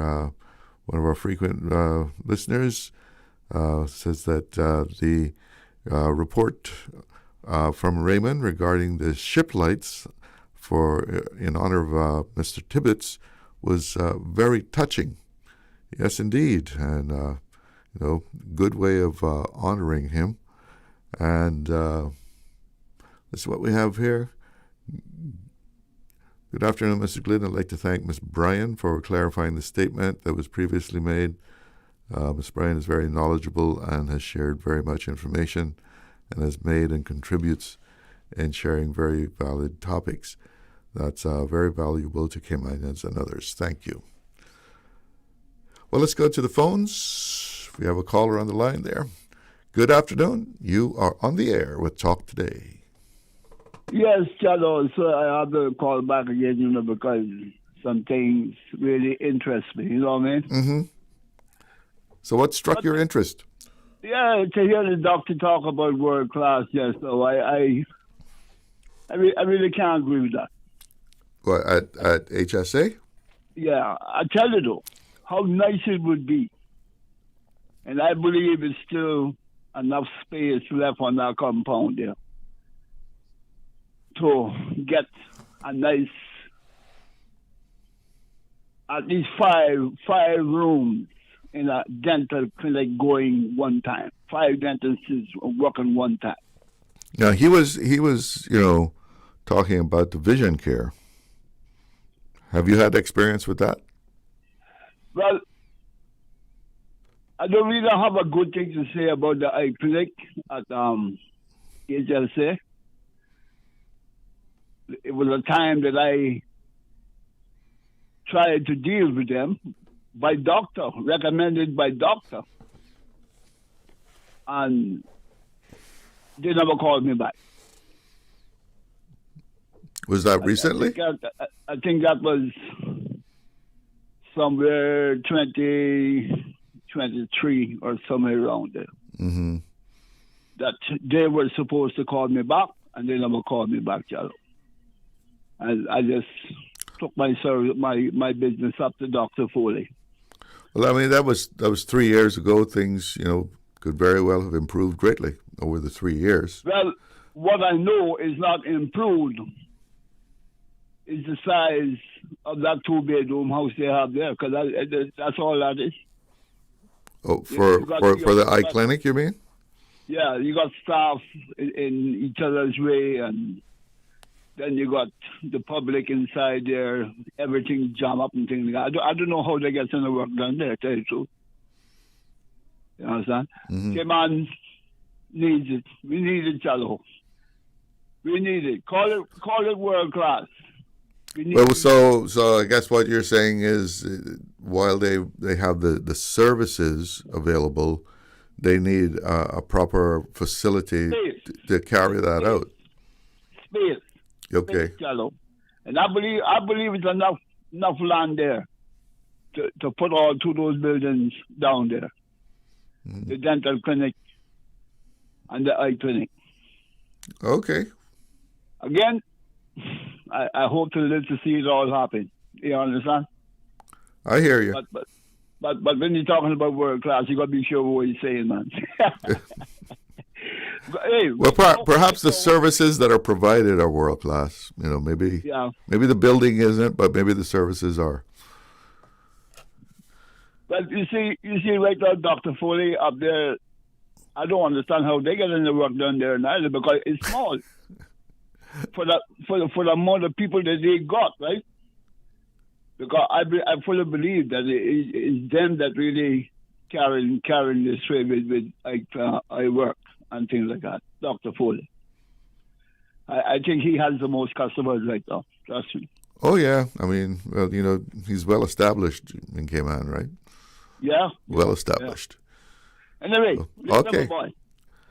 All right. I think we have a voice note that someone sent us.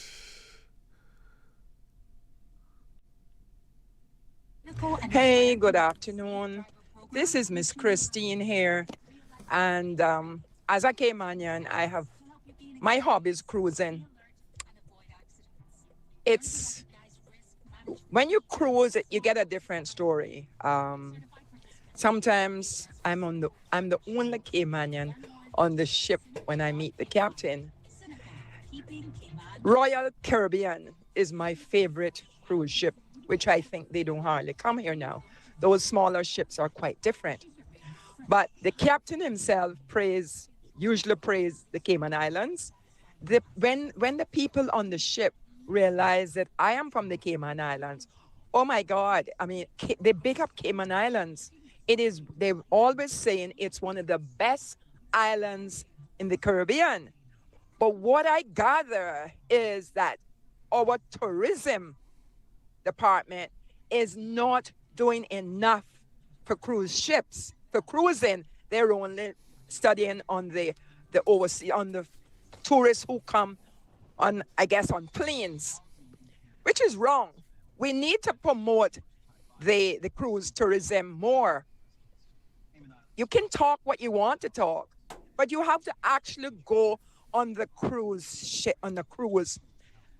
especially when sometimes even when they're passing Cayman to go to Jamaica, and the captain will be saying, and we're now passing the Cayman Islands, and one will be jumping for joy.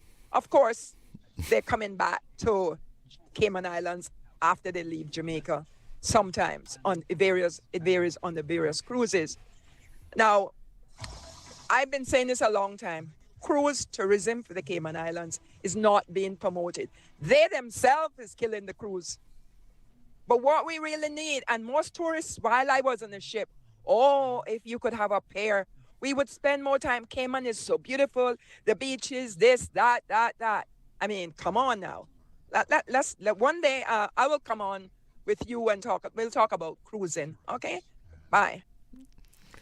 All right. Well, thank you very much for that inside report from on board a cruise and how it looks from, as far as Cayman is concerned, how it looks when you're on a cruise. Now, I don't know, I mean, about the aspect of promoting Cayman to the cruise market. I don't know if you can really say that it's not being promoted or not promoted enough. Because from what I have heard, that one of the reasons that ships still come, even though there's not a pier, is that their customers want to come to Cayman.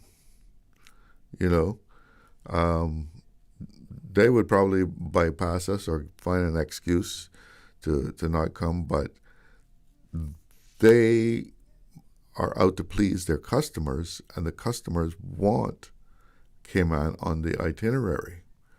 So, I mean, certainly cruise passengers know about us. Now, whether we could get more benefit, that is always the question, is how much more benefit could we get if we had the pier? I know my friend Mickey has always said if people could just walk off the ship and, not have to take a tender in, they would be here longer, they would spend more money. That's the debate. And do we want the trade-off, right? Having big ships come in here with, thousands of people coming ashore directly, and not being tendered, but like being to just walk off the ship, and the ramifications of that. Some of it is good, some of it is bad, but that's the debate. We need to take a break. Be right back. Freedom, Cayman Brack. Freedom, Little Cayman. Soft breezes, blue waters, no traffic. Unwind and rejuvenate your mind, body, and soul. Sister Island Staycations, a taste of freedom. Discover all that our sister islands have to offer. Did you know that Doctors Hospital provides urgent care services 24 hours a day, 7 days a week? And Doctors Hospital's urgent care physicians have access to the most advanced MRI and CT imaging in the Caribbean, providing reliable diagnostics when you need it most. When you need quality urgent care for an illness or injury, Doctors Hospital is here for you 24/7. Whether it's a migraine, chest or abdominal pain, shortness of breath, broken bones, or another urgent need, Doctors Hospital at the top of Walker's Road. Urgent care right now. She hear clunk and her car stop. I was just about to send her some money, so I send it straight to her JN Money Transfer card. It cost me less, and perhaps she use the card pay the garage right away. She'll get discount through the JN Rewards program in Jamaica. This card make things easy. You can even get funds at any multi-link ATM. JN Money Transfer Card. Fast, affordable, convenient. Tell your loved ones in Jamaica about it. Sign up is free. Hey, this is Vashti, the proudly Caymanian singer. I want to say a huge congratulations to Radio Cayman on 50 years. Radio Cayman has been supporting local music from day one. I can remember driving in my mother's car at 17 years old and hearing my song on the radio for the first time. It was such an exhilarating feeling. So I want to say a big, huge congrats on 50 years and continue supporting local music the way that you do.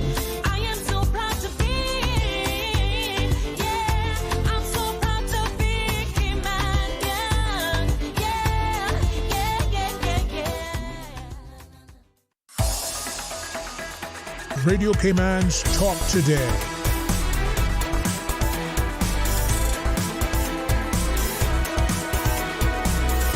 What is on your mind, Cayman? Welcome back. Let's go straight to the phones. Good afternoon. You're on the air with Talk Today. Hello? Hello, Mr. Glidden? Yes, you're on the air.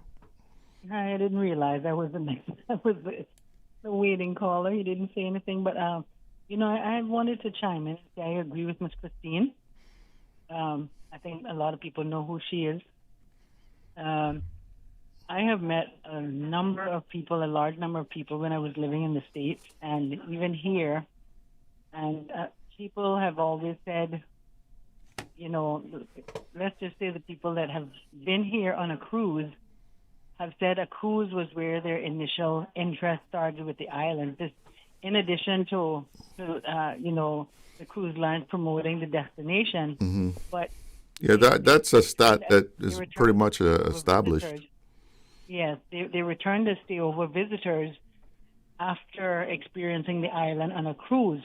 Because it's just a little dip in the water.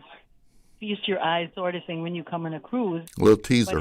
But it's like window shopping. You're feasting your eyes until you can find the money to really afford to do a full-fledged shopping or buy what you really want. So that's been my experience that, quite a number of tourists or visitors have expressed that they initially visited the island as a cruise ship passenger. And I've met people that have actually done a cruise 2 or 3 times and saw a little bit more each time, based on the cruise that they took and the time that the cruises were cruising for. And so I'm not sure if we're not promoting cruises. There was some time ago when we had where they were trying to promote luxury cruises instead of regular cruise ships.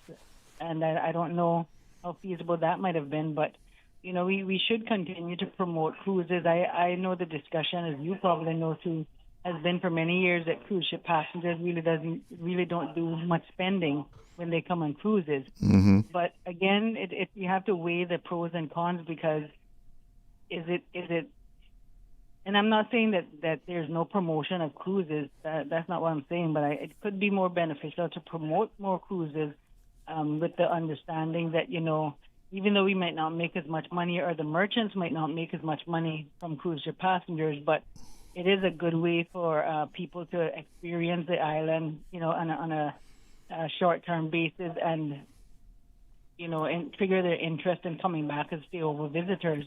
I think part of the problem also is the divergence the cruise industry has gone into these mega ships, which, tendering doesn't make any sense because there's so many people to bring ashore.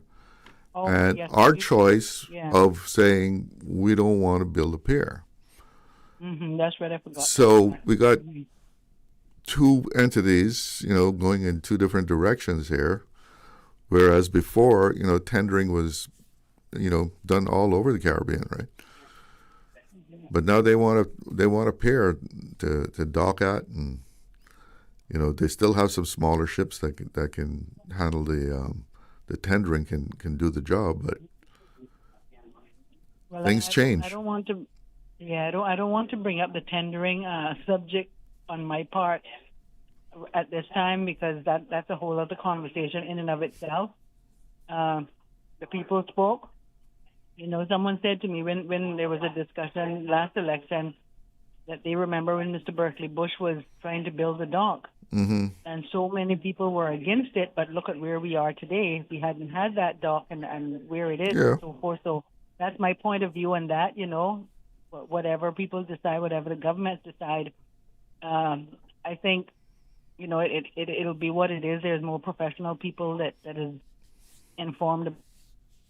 But I just wanted to give a little input to say, the cruise ship industry definitely is worth more promoting.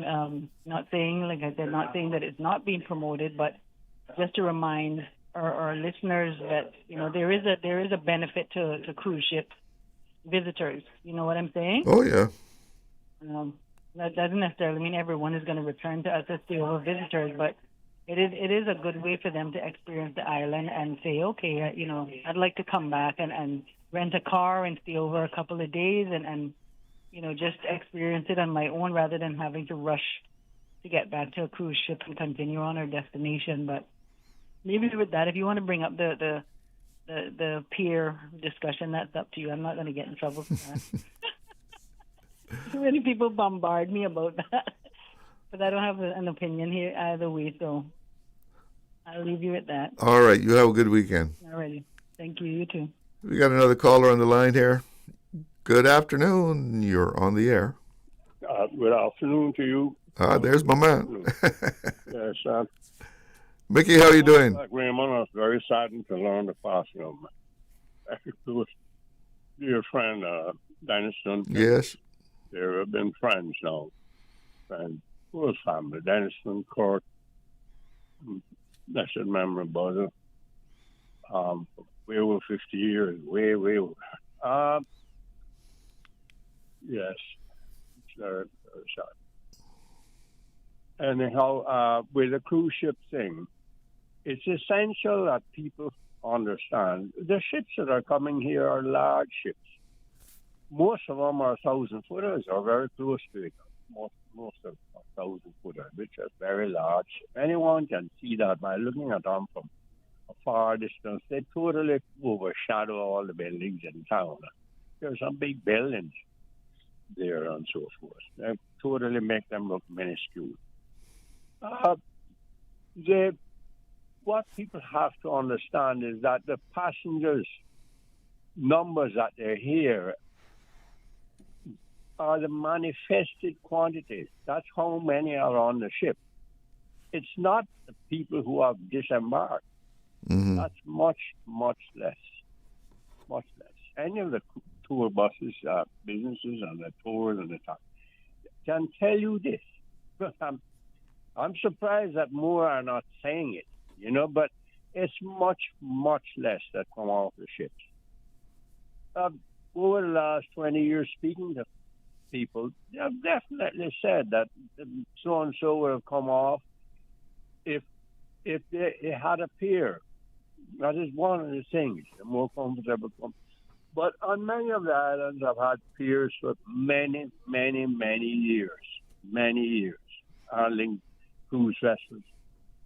Many years. And they would stay longer. They would definitely stay longer. Anyway, Charlo, have a good day. Thank you. Thank you, Mickey. Have a good weekend. Yes, that's,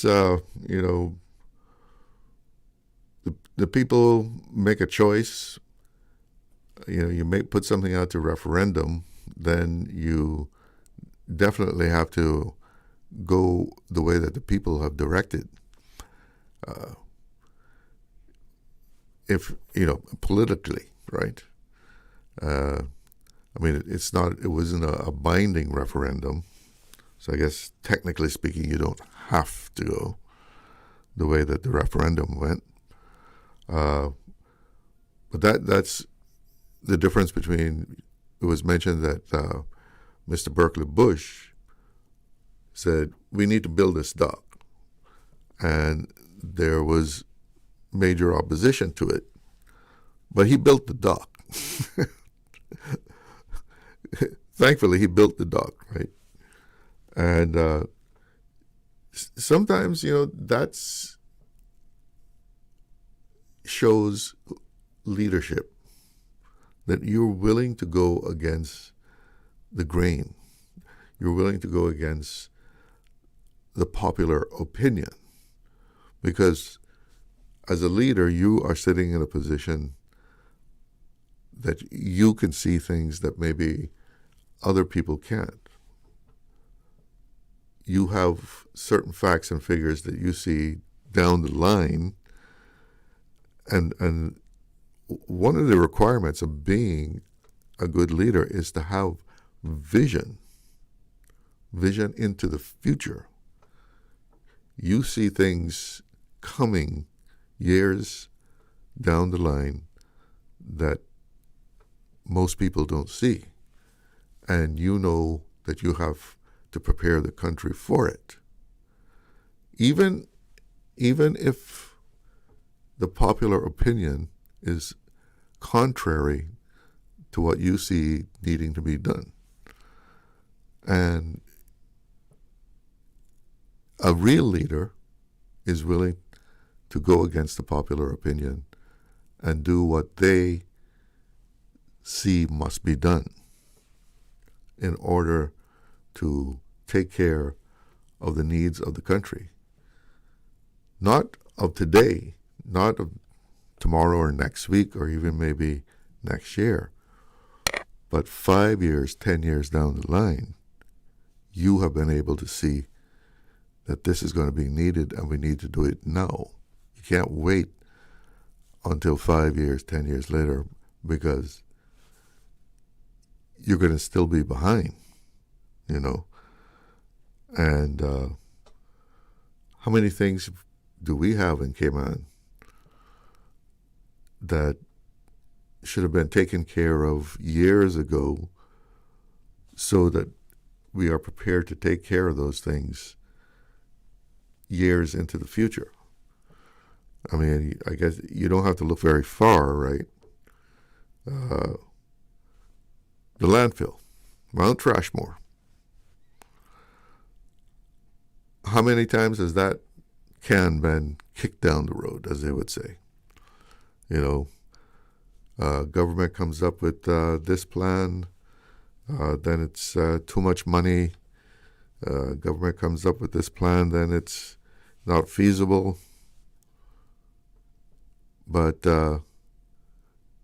there is some kind of feasibility, some kind of feasible plan that can be put in place, but you have to have the political will to carry it out too.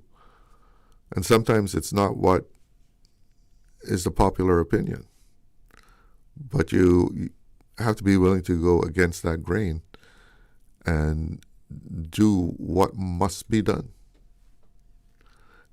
That's what leadership is all about. And when you sit at the pinnacle of leadership in a country, you are supposed to be able to see down the road much better than the ordinary citizen. It is now 2:30, and that means my time is up for today and for the week. Let the weekend begin. I'm Charles Glidden. One love. Talk Today is brought to you by the Ministry of District Administration. Explore your history. Explore your land. Explore your sister islands. And Doctors Hospital. Peace of mind is important when life happens. Doctors Hospital. Always there for you. Call 949-6066. And Cineco, keeping Cayman covered. Visit cineco.ky for your quote today.